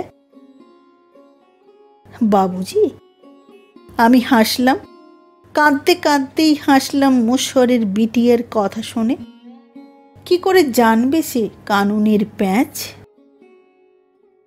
ভগবান করলে ধরতির সৃষ্টি, রাজা হাতি ঘোড়া হাতিয়ার পল্টন নিয়ে সেই ধরতির মালিক হলো। সে আবার সেই মাটি দিলে জমিদারকে। এখন বাপের দাদার রোগী তোমাকে বইতে হোক আর দেনাই শোধ করতে হোক, আর বাপের চেহারাই তোমার মধ্যে দেখা যাক, তার সঙ্গে মাটির মালিকানার সম্পর্ক কি? রাজার হাতিয়ারে ওখানে বাপ বেটার সম্বন্ধ খচাখচ কেটে দিয়েছে। ও কানুন আলাদা। মুশফরের মেয়ে, সে কানুন তুই বুঝবি না। লক্ষ্মণিয়া ভোরবেলা উঠে চলে গেল, সমস্তটা দিন এলো না। মেওয়ালাল গিয়ে হত্যা দিয়ে পড়ে রইল তহসিলদারের কাছারিতে। কিন্তু মিথ্যে পড়ে থাকা, ফিরে আসতে হলো অনেক গালিগালাজ খেয়ে। বেকুফ, মূর্খ, মুন্সিকে বেটা চাষা, উল্লু কাহাকা। আমি কি করব? তুই এতদিন ফেলে রাখলি কেন? আমি কি করব? তুই এতদিন ফেলে রাখলি কেন? উল্লু কাহাকা। সন্ধ্যায় লক্ষ্মণিয়া ফিরে এসে বললে, জোড়ো মামলা, জুড়তেই হবে। আমি গিয়েছিলাম কোষভর দূরের গ্রামের এক বুড়ো মুক্তিয়ারের মুন্সি সাহেবের বাড়ি। সব বলেছি তাকে। তিনি বলেছেন আলবৎ জিত হবে। তাই করলাম। না করেই বা করি কি? মনের ভেতরটা যে খাক হয়ে যাচ্ছিল, আগুন লেগে গিয়েছিল, চোখের ঘুম গিয়েছিল সে আগুনে পুড়ে, পেটের খিদে গিয়েছে ছাই হয়ে তাতেই। মনে হতো এই আগুন লাগিয়ে দিই জমিদারের কাছারিতে, তহসিলদারের ঘরে, জমিদারের পাকা বাড়িতে, জাহাজ কোম্পানির জাহাজে, তামাম দুনিয়ায় আগুন লাগাতে ইচ্ছে করে, কিন্তু তা তো পারি না। কাজেই একটা কিছু করে এ আগুনের দাহ থেকে বাঁচতে হবে। বাড়ির যা ছিল রূপার গহনা বিক্রি করলাম, দায়ের করলাম মামলা। ওদিকে কোম্পানি এসে আমার ক্ষেতের উপর স্টেশন তৈরি করবার মাল মশলা এনে ফেললে। নিয়ে এলো একটা যন্ত্র, শিকল দিয়ে বেঁধে নিয়ে ফেলে দেয়, রাক্ষসের মতো হাঁ করে। তেমনি ধারালো লোহার দাঁত নিয়ে নদীর কিনারায় পড়ে একেবারে ঝুড়ি ঝুড়ি মাটি গিলে হাঁ বন্ধ করে উঠে আসে, ফেলে দেয় পাড়ের উপর। কিনারা গভীর হতে লাগলো, ওইখানে এনে লাগাবে ভাষা স্টেশনটাকে। উপরের জমি থেকে ফেলে দেবে একটা কাঠের তৈরি সড়কের মতো লম্বা সাঁকো। পাড়ের উপর পাকা ভিত করে তার উপর টিন লাগিয়ে বানাতে শুরু করলে মোসাফেরখানা, আর পুঁতলে মাস্তুলের মতো লম্বা 4-4টে শালের লকড়ি। তার মাথায় কপিকল দিয়ে ঝুলিয়ে দিলে মস্ত মস্ত আলো। কিনারা থেকে আধা দড়িয়ে পর্যন্ত আলো ঝলমল করতে লাগলো দিনের মতো। সেগুলোকে ঘিরে উড়তে লাগলো ঝাঁকে ঝাঁকে পোকা। সিধা সড়কের মতো রাস্তা বানিয়ে দিলে কোম্পানি। গাঁয়ের ভিতর হয়ে নিয়ে গিয়ে জুড়ে দিলে সরকারি পাকা সড়কের সঙ্গে। কোথা থেকে আসতে লাগলো হরেক চিজের দোকানি। বাবুজি, গাঁওকে বানিয়ে দিলে 3-4 মাহিনার অন্তরে ছোট সে একটা গোলাগঞ্জ। গাঁয়ের আদমির মুখ বেড়ে গেল। যাদের জমি ছিল দিয়ারায়, তারা দাম পেলে কোম্পানির কাছে। তাদের তো বাপ ফোত হয়নি বাবুজি। তারা ব্যবসা শুরু করে দিলে, বিক্রি করতে যেতে হবে না গাঁয়ের বাইরে। যারা গতরে খাটে, তারা খাটতে লাগলো কোম্পানির কারবারে, ইমারতে। বাবুজি, মুসর টুলির পর্যন্ত হাল ফিরে গেল। গায়ে নীল কুর্তা চড়ি, মাথায় পাগড়ি বেঁধে তারা হলো কুলি। মুসরদের সর্দার জগনুর বেটাকে সাহেব বানিয়ে দিলে মেট, জগনুকে বানালে সর্দার। শুধু এক মেওয়ালাল, হতভাগ্য মেওয়ালাল ফকির বনে গেল একদিনে। বাবুজি, রাত্রি হলে ঘরে থাকতে পারত না সে। গাঁও ছেড়ে দূরে চলে যেত গঙ্গাজির কিনারায়। সেখানে ছিল জঙ্গলের মধ্যে একটা পুরনো কালের বড় ভাঙা ইমারত। কোন রাজার নাকি বাড়ি ছিল। একটু ছোটা সে গড় ছিল, সেসব ভেঙে গিয়েছে, জঙ্গলে ঢেকে গিয়েছে। সেখানে লোকে কেউ যায় না। বলে প্রেত লোক ওখানে বাস করে। ওখানকার ভাঙা ইমারত পাহারা দেয় ওখানকার একটা পাথরের টুকরো। যে সরায় তার মুখে লহু উঠে সে মরে যায়। পাছে পায়ে লেগে একটা পাথর সরে যায় 1 আঙুলি। তাই লোকে যায় না সেখানে। যায় শুধু একদিন, গঙ্গাজির পূজার দিন। সেখানে যায় গঙ্গাজির কিনারায় এক বেদি। সেই বেদির গায়ে আছে এক মহাদেবজি, গঙ্গাধর মহাদেব, যিনি নাকি মাথার জটায় ধরে আছেন গঙ্গা মাইকে। সেই ভগবান শিবজিকে পূজা দিতে হয় বাবুজি।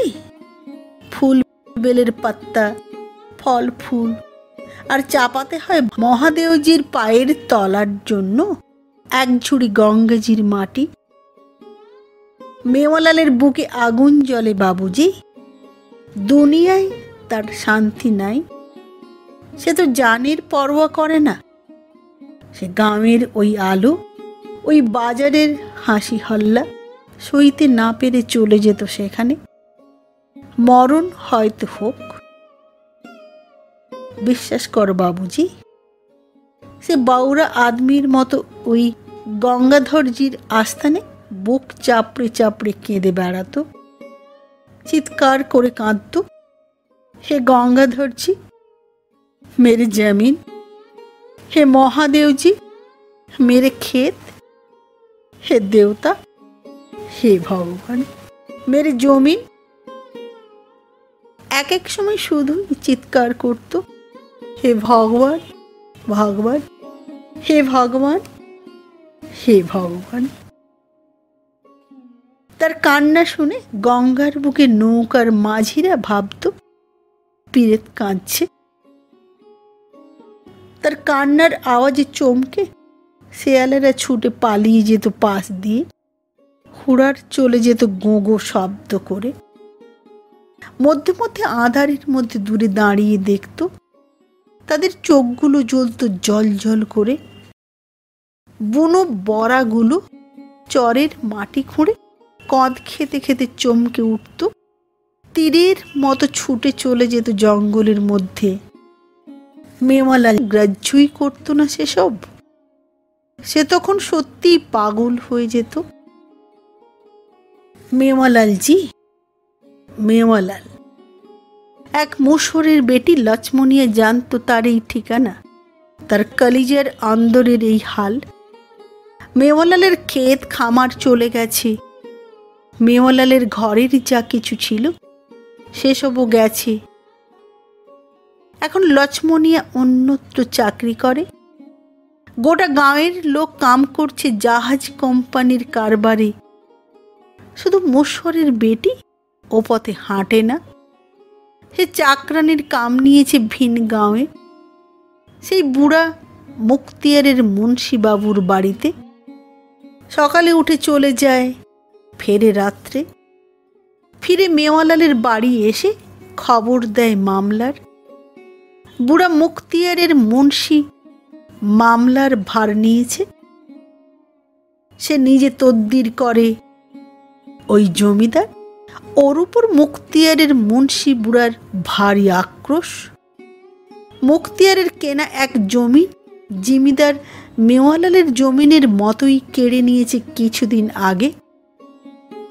মুক্তিয়ারের মুন্সি বলে, জমিদারের জীব আমি নিকালকে ছোড়েগা, জমিদারের জীব আমি নিকালকে ছড়বে।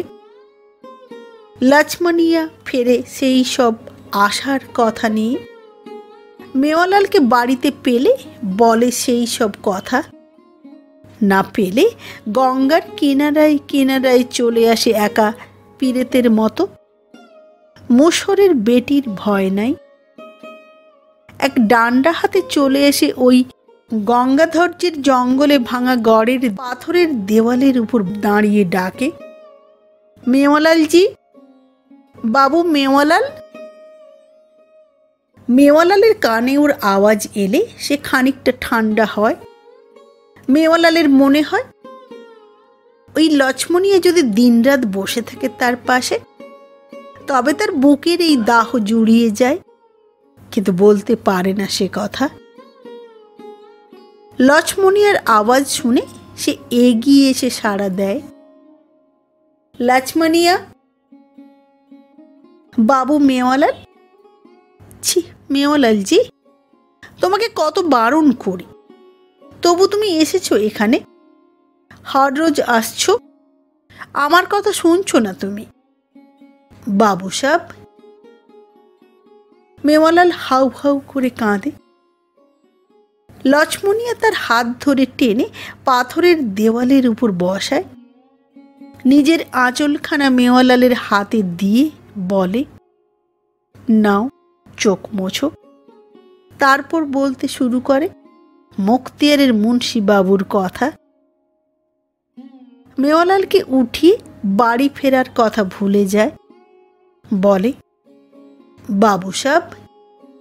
মুক্তিয়ার বলে, দেখে লেঙ্গে জিমিদারকে, পিচাস ঘড়িয়াল, এত বড় হাঁ মেলে দুনিয়ার রায়তের যথাসর্বস্ব পেটে পুড়েও খিদে মেটে না। এবার আমি একটা লোহার শিক তাঁতি ওর মুখে পুড়ে দেব, পুড়িয়ে খাক করে দেবো ওর পেট, খিদে ওর খতম করে দেবো। আইন কানুনের কথা মুশরের বেটি বুঝতে পারে না, সেসব বলতে পারে না লক্ষ্মণিয়া। বলে, তোমাকে এক দফে যেতে বলেছে বাবুজি। মেওয়ালাল মূর্খ হলেও মুন্সির বেটা, সে কানুন বুঝতে পারে কিছু কিছু।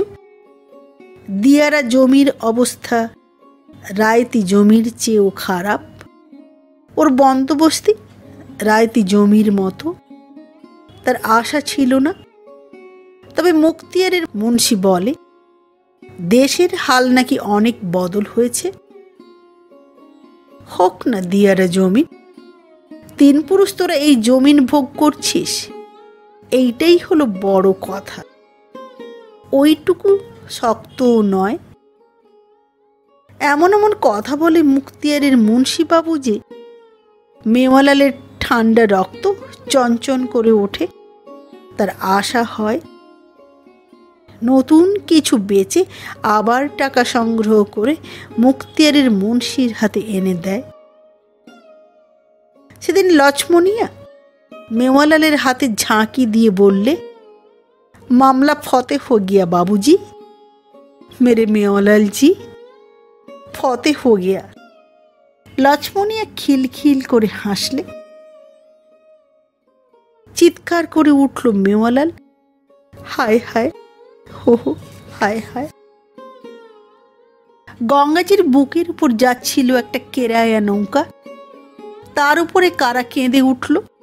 বোধহয় যাত্রীরা ভয় পেয়েছিল। ভাঙা গড়ের পীড়িতের কথা কদিন থেকে চারিদিকে খুব জোর ছড়িয়ে পড়েছে। ওদের ভয়ের কান্না শুনে খিলখিল করে হেসে উঠল মুশরের বেটি। পাঞ্জাবের রাহেনে আলীর মতো চেহারা। লক্ষ্মণিয়ার গলার আওয়াজ তুমি শোনোনি বাবুজি? শুনলে বুঝতে পারতে। আঁধিয়ার যেন নেচে উঠল সে হাসির সঙ্গে। সে বললে, জমিদারের তহসিলদার আজ নিজে এসেছিল মুন্সিজির বাড়ি। মামলা যদি আমাদের ফতে না হবে মেওয়ালালজি, তবে তহসিলদার এতটা পথ ভেঙে মুন্সির বাড়ি আসবে কেন? সে নাচতে শুরু করে দিলে। সেই আঁধিয়ার রাত কালো লক্ষ্মণিয়া। মুশরেরা তাকে বলে সাবিন কন্যা। বাবুজি, আমার আঁখের উপর আজও ভাসছে সে নাচন, সে আঁধিয়ার। বাবুজি, আমিও নাচতে লাগলাম, চিৎকার করলাম কত। লক্ষ্মণিয়া খিলখিল করে হাসলে। হঠাৎ কিনারা আলোয় ভেসে গেল। জাহাজ আসছিল। আমরা দুজনে জঙ্গলে ভরা পাথরের যে মহাদেবজির আস্থান, তার পিছনে গিয়ে ঢুকলাম। ওখানে ঢুকতে মানা আছে বাবুজি। কিন্তু বাবুজি, মহাদেবজির মন্দিরের চূড়ার উপরেও বীজ ফেটে গাছ গজায়। বীজ যে তখন ফেটেছে ওদের বুকের মধ্যে। এইখানে সেই ভূত প্রেত ভরা ঘন জঙ্গলের মধ্যে সে মেওয়ালালের হাত চেপে ধরে হঠাৎ খুব চাপা গলায় বললে, মেওয়ালালজি। গাছের ফাঁকে ফাঁকে আলোর ছোট একটা টুকরো ছটা তার মুখের উপর পড়েছিল। সে মুখের চেহারা দেখে মেওয়ালালের দিশা হারিয়ে গেল। সে যা করলে বাবুজি, তা তার করা উচিত হয়নি।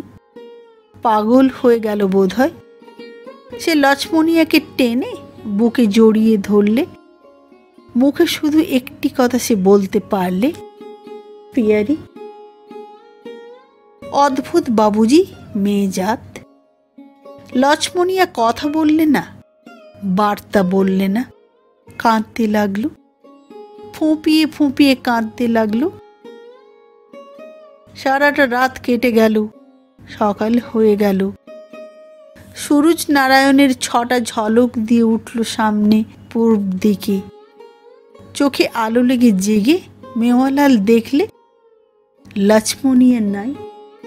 সে ভয় পেলে ভূত পেরেতের এই আস্তানায় কি হলো তার? তুলে নিয়ে গেল নাকি? ডাকলে লক্ষ্মণিয়া। মেওয়ালাল, কোথা থেকে ডাকলে লক্ষ্মণিয়া? লক্ষ্মণিয়া, দেখো তাজ্জব, চলে আও। মাটির ভিতর থেকে আওয়াজ আসছে লক্ষ্মণিয়ার। কাহা, কোথায় তুই? সামনে দেখো একটা সুড়ঙ্গ, নেমে এসো। সত্যই সুড়ঙ্গ। একখানা পাথর আধখানা হয়ে ভেঙে গিয়েছে। একটা প্রকাণ্ড বটগাছের মোটা ঝুড়ি পাথর ফাটিয়ে নেমে গিয়েছে নিচে। অবাক হয়ে দাঁড়িয়ে আছে লক্ষ্মণিয়া। সুড়ঙ্গ অন্ধকার নয়, স্পষ্ট দেখা যাচ্ছে লক্ষ্মণিয়াকে। সে বললে, নেমে এসো বটের ঝুড়ি ধরে। তাজ্জবই বটে বাবুজি, একটা ফাঁপা সুড়ঙ্গ, জলে কাদায় ঠিক ঠিক করছে। সামনে এক পাথরের দেওয়াল, তা থেকে একটা পাথর আধখানা খসে ঝুলছে। সেই ফাঁক দিয়ে আলো এসে লক্ষ্মণিয়ার উপর পড়েছে। লক্ষ্মণিয়া দেখালে আঙুল দিয়ে, দেখো। দেখলাম সূরজ নারায়ণের আলোর ছটা বাজিয়ে ঝকমক করে বয়ে চলেছে দরিয়ার পানি। মোশরের বেটির চোখও ঝকঝক করছে। সে বললে, ভালো করে খুঁজতে হবে, এখানে নিশ্চয়ই অনেক টাকা আছে। মেওয়ালাল শিউরে উঠে বললে, টাকার কাজ নেই লক্ষ্মণিয়া। টাকা থাকলেই সেখানে হয় থাকবে অজগর, নয় থাকবে যক্ষ। সে বললে, যেই থাক, আগে থাকবো আমি ওকে পাকড়াবো, তুমি মারবে মাথায় ডান্ডা। আলো চাই। সেই দিন রাত্রেই সে এলো দুই গাঁইতিয়া কাঁধে নিয়ে। মেওয়ালালের হাতে একটা দিয়ে বললে, পাকড়ো, কিন্তু রাত্রের আধিয়ারে কাম হয় না। সুড়ঙ্গের অন্ধকারে আলো দপ করে নিভে যায়। মুক্তিয়ারের মুন্সির বাড়ির কাম সে ছেড়ে দিলে। ভোরবেলা থেকে পাথরে গাঁইতিয়া চলতে শুরু হলো। বাপরে, সে কি শব্দ! যেন কামান দাগার শব্দ। কিন্তু আশ্চর্য, সুড়ঙ্গের বাইরে কিছু শোনা যায় না। 10 দিনে খসে পড়ল এক পাথর। সেই আলোতে লক্ষ্মণিয়া খুঁজতে শুরু করলে কোথায় টাকা। কিন্তু কোথায় টাকা? শুধু হিম হয়ে যেতে লাগলো সর্বাঙ্গ। ওদিকে ভেতরের জল দিন দিন বাড়ছে। বর্ষা শুরু হয়েছে। সর্বাঙ্গে কাদা মেখে উঠে এসে একদিন লক্ষ্মণিয়া বললে, নসিব মেওয়ালালজি, মিলল না, চলো ঘর। গঙ্গায় নেমে স্নান করে দুজনে দুপথে ফিরলাম। গঙ্গায় সেদিন বান ডেকেছে। পাথরের দেওয়ালের ভিতে এসে ঠেকেছে লাল জল, ফেনা, খড়কুটো। বাড়ি এসে সবে পৌঁছেছি। বাবুজি, দেখি আদালতকে পিয়াদা এক নোটিশ হাতে দাঁড়িয়ে। কিসের নোটিশ? বুকটা ধড়াস করে উঠল বাবুজি। পিয়াদা বললে, রতনলালের বেটা জীবনলালের এই বাড়ি কোরক হলো। কোরক কেন? মামলা করেছিল জমিদারের সঙ্গে, মামলায় হেরে গেছে। তারই খরচার দায়ে কোরক করেছে। ওর তো আর কিছু নাই, বিক্রি করে পালিয়ে পাছে ফাঁকি দেয়, তাই আদালত এই হুকুম দিয়েছে। মামলায় হেরে গিয়েছে জীবনলাল। হেসে পিয়াদা বললে, উজবুকেরা এমনি করেই হারে। সে তো 10 রোজ আগে রায় হয়ে গিয়েছে। উজবুকেরা এমনি করেই হারে। মুক্তিয়ারের বুড়া মুন্সির সঙ্গে জিমিদারের আপোষ হলো।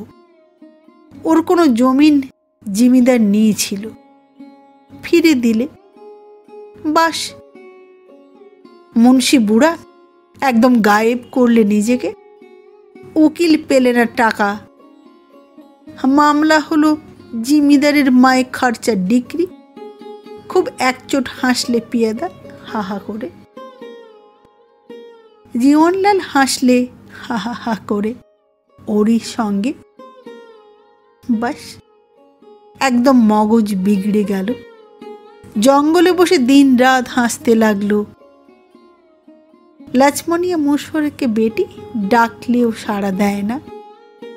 লক্ষ্মণিয়া সেদিন ওর হাত ধরে টানতে শুরু করলে, বললে, হেসো না, এসো। চোখ তার ঝকমক করছে, মুখখানা হয়ে উঠেছে কি এক রকম। ঝাঁকি খেয়ে মেওয়ালালের খানিকটা সম্বিত ফিরল। বললে, কি? দেখো आओ हमारा साथ। বাবুজি, ওই যে সুড়ঙ্গ মুখ, ওই মুখের কাছে এনে দেখালে। ভেতরটাই জলে থই থই করছে, শব্দ উঠছে হুড় হুড় হুড় হুড় হুড়। ওই পাঁচিলের পাথর সরেছে, তারই ভেতর দিয়ে ঢুকছে দরিয়ার তুফান। তখন সন্ধে হয়ে এসেছে। আকাশে মেঘ করেছে থমথম ছায়ের মতো রং। ঝিকমিক করে বিজলি চমকাচ্ছে। মেঘ ডাকছে বাবুজি, যেন পুলের উপর দিয়ে চলেছে ডাক গাড়ি তুফান মেল। দরিয়া তখন চলকে চলকে উঠছে ঢেউয়ে ঢেউয়ে। মেঘের বিজলির ইশারায় যেন চমকে চমকে উঠছে। মধ্যে মধ্যে উতলে ফেঁপে উঠছে। এক এক সময় শব্দ উঠছে, প্রচণ্ড শব্দ। মাটি ধসছে, পাড় ভাঙছে দরিয়া। সারাটা রাত দুজনে বসে রইলাম সেই গর্তের ভিতর মুখ রেখে। দেখতে কিছু পাই না, শুধু শব্দ শুনি, হড় হড় হড় হড় হড় হড়। ভোর রাত তখন বাবুজি। ঘুমিয়ে পড়েছিল দুজনে ওই বর্ষার মধ্যেই বটগাছটার তলায়। দুজনে দুজনকে জড়িয়ে ধরে ঘুমিয়ে পড়েছিল। হঠাৎ যে একটা প্রলয়ের মতো আওয়াজ, মনে হলো আকাশের মেঘ ভেঙে বোধহয় নেমে আসছে। চমকে উঠে বসলো দুজনে। মেঘ নয় বাবুজি, ওই গঙ্গাধর মহাদেবজির পাথরের বেদি, ওর পাঁচিলটা। লক্ষ্মণিয়া আমাকে জোরে ঝাঁকি দিয়ে টানলে, বললে, জলদি জলদি ওঠো, গাছের উপর উঠে পড়ো। গাছের উপর উঠে দেখলাম তুফানের জলে ভরে গেল পুরানো গড়টা। গোটা দরিয়ার বাঁকা মুখ যেন ঘুরে সোজা হয়ে গেল। জল ছুটল তীরের মতো। আরে বাপরে, সে কি জল, সে কত জল! বাসুকি নাক যেন লাখো ফনা তুলে ছোবল মারতে মারতে এগিয়ে চলল গাঁয়ের মুখে। ভেসে যাবে গাঁও। হে ভগবান! নেহি, চিৎকার করে উঠল লক্ষ্মণিয়া। এধারে দেখো। হেসে উঠল সে। দেখি, ওই পাঁচিল ভেঙে গঙ্গাজির মুখ ঘুরে কি জাহাজের স্টেশন ঘাট পড়ে গেছে মাঝ দরিয়ায়। আলোর খুঁটিগুলো উপড়ে পড়ছে। মোসাফের খানার টিনের চালাটা ভেসে যাচ্ছে। ওই যে লোহার জবরদস্ত ভাষা স্টেশন, তার মোটা শিকল ছিঁড়ে পাক খেয়ে ঘুরতে ঘুরতে ভেসে চলেছে কোথায় কে জানে। আমিও এবার হা হা করে হেসে উঠলাম। 3 দিন পর পুলিশের নৌকা এসে আমাদের গ্রেপ্তার করলে। আমাদের কাণ্ড জানাজানি হয়ে গেছে বাবুজি। জাহাজ কোম্পানির কলের নৌকা তদন্ত করতে এসে দেখেছে আমাদের, দেখে গেছে ভাঙা পাঁচিল। তার আগেও নাকি আমাদের দেখেছে জাহাজি আলোয়। গঙ্গাধরজির আস্থানের মুখে মস্ত বাঁক, ওই যে পাথরের পাঁচিল, ওতেই পানির ধাক্কা খেয়ে ঘুরে চলত। পাঁচিলের নিচে একটা চড়া পড়েছিল, পাতলা চড়া। বর্ষা ছাড়া জল ওখানে থাকতো না, কিন্তু বর্ষার সময় জল চড়া থেকে পাঁচিলের গায়ে এসে ঠেকত। তখন কোম্পানি চড়ার সীমানা বরাবর পুঁতে দিত খুঁটির নিশানা। সেই নিশানাকে পাশে রেখে জাহাজকে চলতে হতো হুঁশিয়ারির সঙ্গে, না হলে জাহাজের তলা ঠেকে বেঁধে যাবে ওই চড়ায়। রাত্রে জোর আলো সামনে ফেলে সারাং নিয়ে দাঁড়িয়ে দেখত জাহাজ ঠিক নিশানাকে পাশে রেখে চলছে কিনা। বাঁকের মুখে আলোটা এসে বরাবর এসে পড়ত ওই ভাঙা গড়ের জঙ্গলে। সেই আলোয় সারাং দূরবীন কষে আমাদের চিনে হেসেছিল। খালাসি লোকও দেখেছিল, তারা ভয়ও পেয়েছিল। প্রীত কি দানা দৈত্যের খেলা। ভেবেছিল যা ভাবে বাবুজি মানুষ, তাই ভেবেছিল। ভাবতে পারেনি এক জোয়ান আর এক জোয়ানি দুজনে এই নিরালা ঠাঁইয়ে এসে গাঁইতিয়া চালিয়ে মহাদেবজির বেদির পাথর খসাচ্ছে। তাছাড়া ওই মহাদেবজির পাথরের বেদি ও পুরনো পাঁচিলের যে এত দাম, তাও বুঝতে পারেনি। কোনোদিন কেউ ভাবতে পারেনি যে পাথরের পাঁচিলের পিছনে আছে এমন সুড়ঙ্গ। সুড়ঙ্গটা নাকি এ মাথা থেকে ও মাথা পর্যন্ত সিধা টানা ছিল আগে। এসব যদি কোম্পানি জানতো বাবুজি, তবে ওরা হুঁশিয়ার হয়ে যেত। তাহলে বন্দুক নিয়ে শাস্ত্রী বসিয়ে রাখত বাবুজি। নিজে থেকে ওরা এই পাঁচিলকে মেরামত করত। বড় বড় লালমুখ সাহেব লোক এসে সব দেখলে।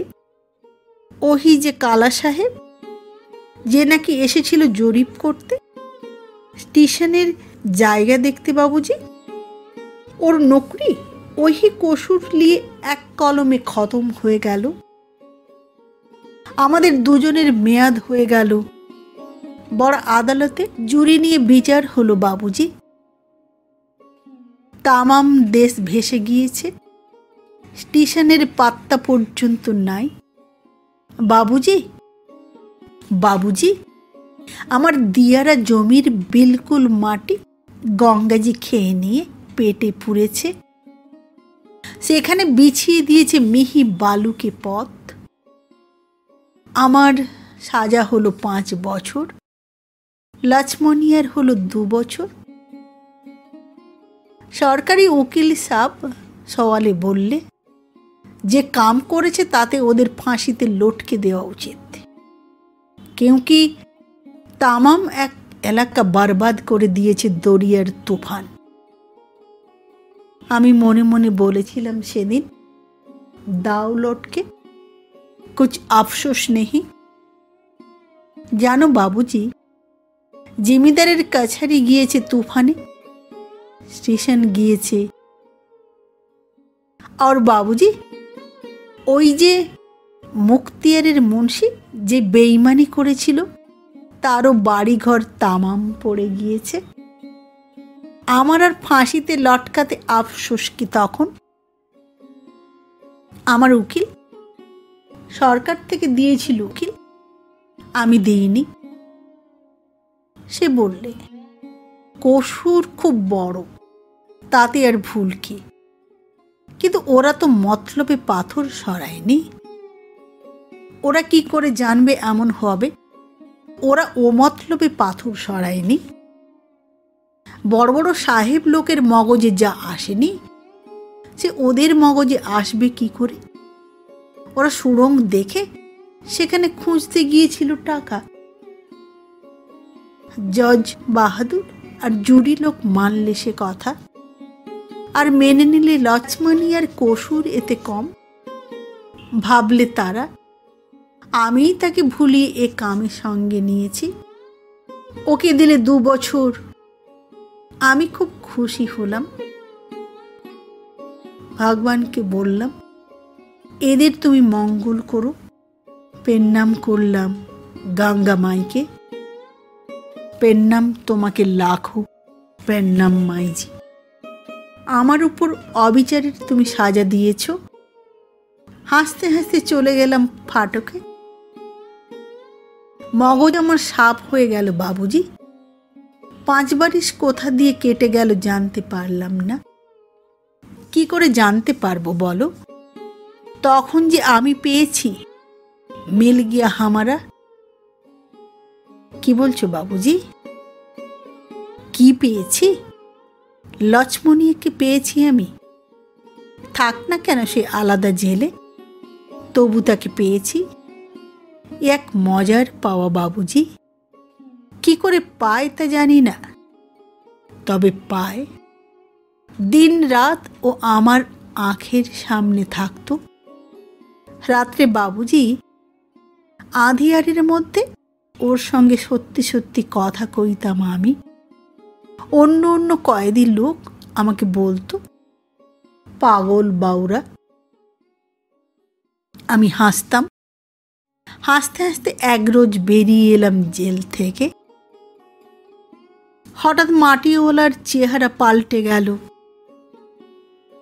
ভুল বললাম, চেহারার আগেই পাল্টে গিয়েছিল। গল্প বলতে বলতেই পাল্টে গিয়েছিল। ওর বাঁকা ঘাড়টা যেন সোজা হয়ে উঠেছিল। ধনুকের মতো মেরুদণ্ডটা এক অস্বাভাবিক শক্তির টানে যেন ছিঁড়ে সোজা হয়ে কাঁধের কুঁজটাকে প্রায় অর্ধেকেরও বেশি মিলিয়ে দিয়েছিল পিঠের সঙ্গে। ঠেলে বেরিয়ে আসা বুক স্বাভাবিক চেহারা নিয়ে চওড়া দেখাচ্ছিল যেন এক শক্তিশালী প্রচণ্ড মানুষ। যেন ওরই ভাঙাচোরা বিকৃত দেহ কাঠামো থেকে বেরিয়ে এসে কথা বলছিল এতক্ষণ। চোখ দুটোই দৃষ্টির মধ্যে যে শান্তশিষ্ট মানুষটি অহরহ ভেসে থাকে জলের মধ্যে সমাধিস্থ সন্ন্যাসীর মতো, তার অস্তিত্বই ছিল না। গল্প বলতে বলতে সে 2 হাতে আমার তক্তপোষের সদরঞ্জি চাদর খামচাচ্ছিল অবিরাম। সেই চেহারা আবার পাল্টে গিয়ে ফিরে এলো পূর্বের চেহারা, সেই ভাঙা মানুষ। জীবনলাল যেন আমার চোখের সামনেই হয়ে গেল মাটিওলা মেওয়ালাল। মাটির বস্তা মাথায় বয়ে মাটির ভিতরের পাথরের কুচিতে কেটে ক্ষতচিহ্নে ভর্তি হয়ে গেল। ঘাড়ে বস্তা বয়ে বয়ে ক্রমশ ঘাড়ের পেশি বেঁকে জমে বেঁকে গেল। বুকটা ঠেলে বেরুলো, বুকের পাঁজর বেরুলো। কাঁধের নিচে হাড় উঁচু হয়ে উঠে কুঁজ তৈরি হলো। সুদীর্ঘকাল বৎসরের পর বৎসর মাটি বয়ে ক্ষেতের মালিক জীবনলাল হয়ে গেল মাটিওলা মেওয়ালাল। চোখের দৃষ্টিও গেল পাল্টে। হয়তো এই মহানগরে এই দিন কাজ করে করে সেখানেও লাগলো মাটির প্রলেপ। ঘোলা চোখে দীনতা ভরা দৃষ্টি উঠল ফুটে, যাকে আমার মনে হচ্ছে শান্ত শিষ্ট এবং সুন্দর। মেওয়ালাল বললে, ফাটক থেকে বেরিয়ে এলাম বাবুজি। মনে ঠিক দিয়ে নিলাম কি গাঁয়ে ফিরেই মোশরের বিটিয়াকে নিয়ে দুনিয়াতে ভেসে পড়ব। গাঁওতে থাকবো না, থাকতে পারবো না। চলে যাব ওকে নিয়ে। যাতে ধর্মের জলাঞ্জলি আগেই দিয়েছি। এবার ওর ঘরে, ওর রান্না, ওর থারিয়াতে একসঙ্গে খেয়ে আমিও হয়ে যাব মুশর। দুনিয়াতে ওই মুশরের বিটিয়াই তো আমার সত্যি, আর সব তো আমার কাছে ঝুট। ওকে পেলেই আমি পেয়ে যাব তামাম দুনিয়ার মালিকানি। কিন্তু বাবুজি, কি কি হলো লক্ষ্মণীয়ার? সেও তখন আলেক দুনিয়া পেয়েছে আমারই মতো। মুশরের সর্দার জগনু। সে হেসে বললে, তোমার লক্ষ্মণিয়া সাহেবের বেটার মা হয়েছে, মেম সাহেব বান গিয়েছে। তার আগে বলেনি বাবু দুটো কথা, গাঁয়ের কথা। দেখলাম বাবু, নতুন গাঁও বসে গিয়েছে শহরের মতো, সব ওই জাহাজ কোম্পানির দৌলতে বাবু। জাহাজ কোম্পানি আবার গড়েছে নয়া স্টেশন, বড় ভারী স্টেশন হয়েছে এবার। বুঝেছ বাবুজি, মহাদেবজির আস্থানকে আবার গড়েছে লোহা দিয়ে আর কঙ্কর বিলাইতি মাটি দিয়ে। তার কোলে লোহার জাল দিয়ে বেঁধে বিছিয়ে দিয়েছে বড় বড় পাথরের চাই। স্টেশনের কিনারা আগাগোড়া পাকা করে বাঁধিয়ে দিয়েছে। এবার চারটে আলো নয়, শালের লকড়ি নয়, লোহার খুঁটি পুঁতেছে 10 ঠোক। তাতে জ্বলছে বড় বড় আলো। কি টেলিগ্রাফ বসে গিয়েছে, বাজার বসে গিয়েছে শহরের মতো। চা পানিকে দোকান সমেত বসে গিয়েছে 2-3টে। বললাম, ভালো, ভগবান মালিক, উনকে মর্জি। ভালো জীবনলাল, তোর কসুর ভগবান শুধরে দিয়েছেন, ভালো হয়েছে।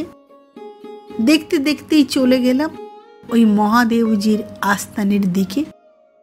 ওখানে ওই যে নয়া বাঁধ হয়েছে, সেখানে বাংলা বনে গিয়েছে। এই স্টেশন, এই বাঁধ তদারকের জন্যে সেখানে থাকে কোম্পানির এক আফসার, এক কালা সাহেব। এইখানেই থাকে মুশরের বিটিয়া লক্ষ্মণিয়া, মুশরের সাবিন কন্যা, পাঞ্জাবের রাহেনে আলীর মতো লম্বা। বাংলা থেকে বেরুবা মাত্র চিনলাম, কিন্তু কাছে যখন এলো তখন আমি অবাক হয়ে গেলাম। সে কি তার সাজ পোশাক, রঙিন ছিটের ঘাগরা কাঁচুলি রং, ধপধপে সাদা কাপড়, ধপধপে সাদা জামা, খসখসে চুলে লম্বা বেনি, সাহেব লোকের আয়া। সাহেবের মেম মরে গিয়েছে, তার 2 ছেলেকে সে মানুষ করে। সে বললে, তারও বেশি মেওয়ালাল, এসো আমার সঙ্গে। বাগানের একপাশে ছোট ঘর, সেখানে নিয়ে গিয়ে দেখালে বছর খানিকের এক বাচ্চা। বুকে জড়িয়ে ধরে বললে, আমার জীবনকে আঁধিয়ারা রাতের চাঁদ মেওয়ালাল বাবু। এমন মিষ্টি হাসলে লক্ষ্মণিয়া যে, সে তোমাকে কি বলবো। তারপর বললে, বলতে তার এতটুকু শরম হলো না। বললে, সাহেব আমাকে দিয়েছে, আমার নিজের ছেলে। তারপর বললে, তুমি সেসব ভুলে যাও জীবনলাল বাবু। আমি আর কিছু বললাম না তাকে। কি বলবো, আগেই আমার 2 চোখ জলে ভরে গিয়েছিল ওর কথা শুনে। চলে এলাম, দুঃখ হলো না এমন নয়, হলো। ওর খুশি মুখ দেখে খুশি হয়েই চলে এলাম। ঝুটবাত নয় বাবুজি, সুরজ নারায়ণ গঙ্গামাইজির নাম নিয়ে বলছি আমি। এ কথা সাধুকে বলেছিলাম। সাধুজি খুব ঘাড় নেড়েছিলেন, সিয়ারামজির জয় দিয়েছেন। মহাবীর কাহারের মা শুনে আমাকে ঘেন্না করেছিল, লক্ষ্মণিয়াকে খারাপ কথা বলেছিল। তুমি কি বলবে আমি জানি না, লক্ষ্মণিয়ার খুশি মুখ আমার চোখের উপর ভাসছে। খুশি হয়েই চলে এলাম বাবুজি কলকাতায়। ওখানে থাকতে মন চাইল না, আর ওখানের লোক আমার উপর ভয়ানক চটা। চটবেই তো বাবুজি, আমি তো অনেক কষ্ট ওদের দিয়েছি। কলকাতায় এলাম, ভাবলাম মজুর খাটবো কিংবা কোনো চাকরি বাকরি পেলে করব, খাটবো খাবো। মুশরের বেটিকে ভাবতে ভাবতেই আমার জীবন কেটে যাবে। কিন্তু হয়ে গেল অন্য রকম। গঙ্গামাইজি তা হতে দিলেন না। প্রথম রোজই বাবুজি হাওড়া স্টেশনে নেমে কলকাতায় ঢুকে কোথা যাব ঠিক করতে না পেরে গঙ্গাজির ঘাটে বসলাম। আকাশ পাতাল ভাবছিলাম। গাড়ি ঘোড়া লোক, এত বড় বড় বাড়ি দেখে কান্না পাচ্ছিল। কেন এলাম এখানে? রাস্তাঘাটে কোথাও এতটুকু মাটি নাই। পাথরের, ইটের, লোহার পিচের উপর পা ফেলে শরীর কেমন শিউরে উঠেছিল বাবুজি। গঙ্গাজির ঘাটে বসে থাকতে থাকতে ওসব ভুলে গেলাম। মনে হলো এই তো সেই গঙ্গাজি। গঙ্গাজির এই যে এখানে খোলা জল, এই জলেই আছে তো আমার সেই ক্ষেতের মাটি। ভাবছি এমন সময় ভাটি পড়ল গঙ্গায়। আমাদের দেশে ভাটি নাই, জোয়ার নাই। আমি অবাক হয়ে দেখলাম জেগে গেল দুপাশে কাদা মাটি, চিকচিকে বালি মেশানো মিহি পলি, ঠিক আমার ক্ষেতির মতো, ঠিক আমার ক্ষেতির মাটি। কি মনে হলো, তুলে নিলাম খানিকটা মাটি, দু হাতে ঘাঁটলাম, পিষলাম, নাকের কাছে এনে গন্ধ শুকলাম। মনে হলো অবিকল সেই মাটি। দুহাত ভরে মাটি আমি তাল বেঁধে তুলে নিলাম বাউরার মতো। স্নান করে সেই মাটি নিয়ে ঘাট থেকে উঠে এলাম। একটা আস্তানা কোথাও দেখে নিতে হবে। কাদার তালটা মাথায় দিয়ে শুয়ে পড়লাম দুপুর বেলা। ঝাঁঝা করছে রোদ, চলেছি আমি। হঠাৎ একটা কুঠির দাওয়ায় খেলছিল এক খোকি। সে আমাকে ডাকলে, এই এই মাটিওলা, এই। সঙ্গে সঙ্গে বাড়ির দৌড় খুলে বেরিয়ে এলেন এক মাইজি। বললেন, বাঁচলাম, দাও তো বাবা মাটি। গোটা তালটাই নামিয়ে দিলাম আমি। মাইজি বললেন, এতনা নেহি, 4 পয়সার, দাও তো বাবা মাটি। বাবুজি, এই শুরু হয়ে গেল আমার ব্যবসা। গঙ্গাজি আমার গচ্ছিত ধন আমাকে দিয়েই চলেছেন। আমি নিয়ে তাই বেচি আর খাই। খেয়ে দিয়েও বাঁচে বাবুজি। তাই থেকে 10টি করে টাকা আমি লক্ষ্মণীকে ভেজে দিই। লক্ষ্মণিয়া পেয়েছে তার ছেলেকে। আমার তো মুশরের বেটি সব। ওকে পাঠিয়েও আমার থাকে। যা থাকছে তাও সব মরবার আগে মুশরের বিটিয়াকে পাঠিয়ে দেব। একটু ঘাড় নেড়ে বললে, সে অনেক হবে। হ্যাঁ, অনেক হবে। এই এত পয়সা, আনি দুয়ানি আর পয়সা, মরবার আগে লক্ষ্মণীকে ভেজে দেব। লক্ষ্মণী মুশরের বিটিয়া, পাঞ্জাবের রেহনেওয়ালির মতো লম্বা। সে ওর লড়কাকে দেবে। অপরাহ্নের প্রারম্ভকালের মাধুর্যটুকু যেন অকস্মাৎ চমকে উঠল তীক্ষ্ণ কণ্ঠস্বরের বেসুরা ভঙ্গির হাঁকে। চমক ভাঙল ওরই হাঁকে। মাটি চাই, মাটি চাই। মেওয়ালাল না, এ আরেকজন। এমনি ভাঙাচোরা দেহ, এমনি করেই হেঁকে চলেছে।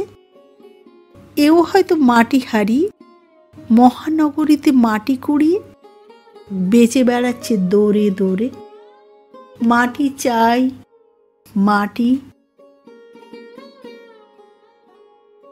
নমস্কার।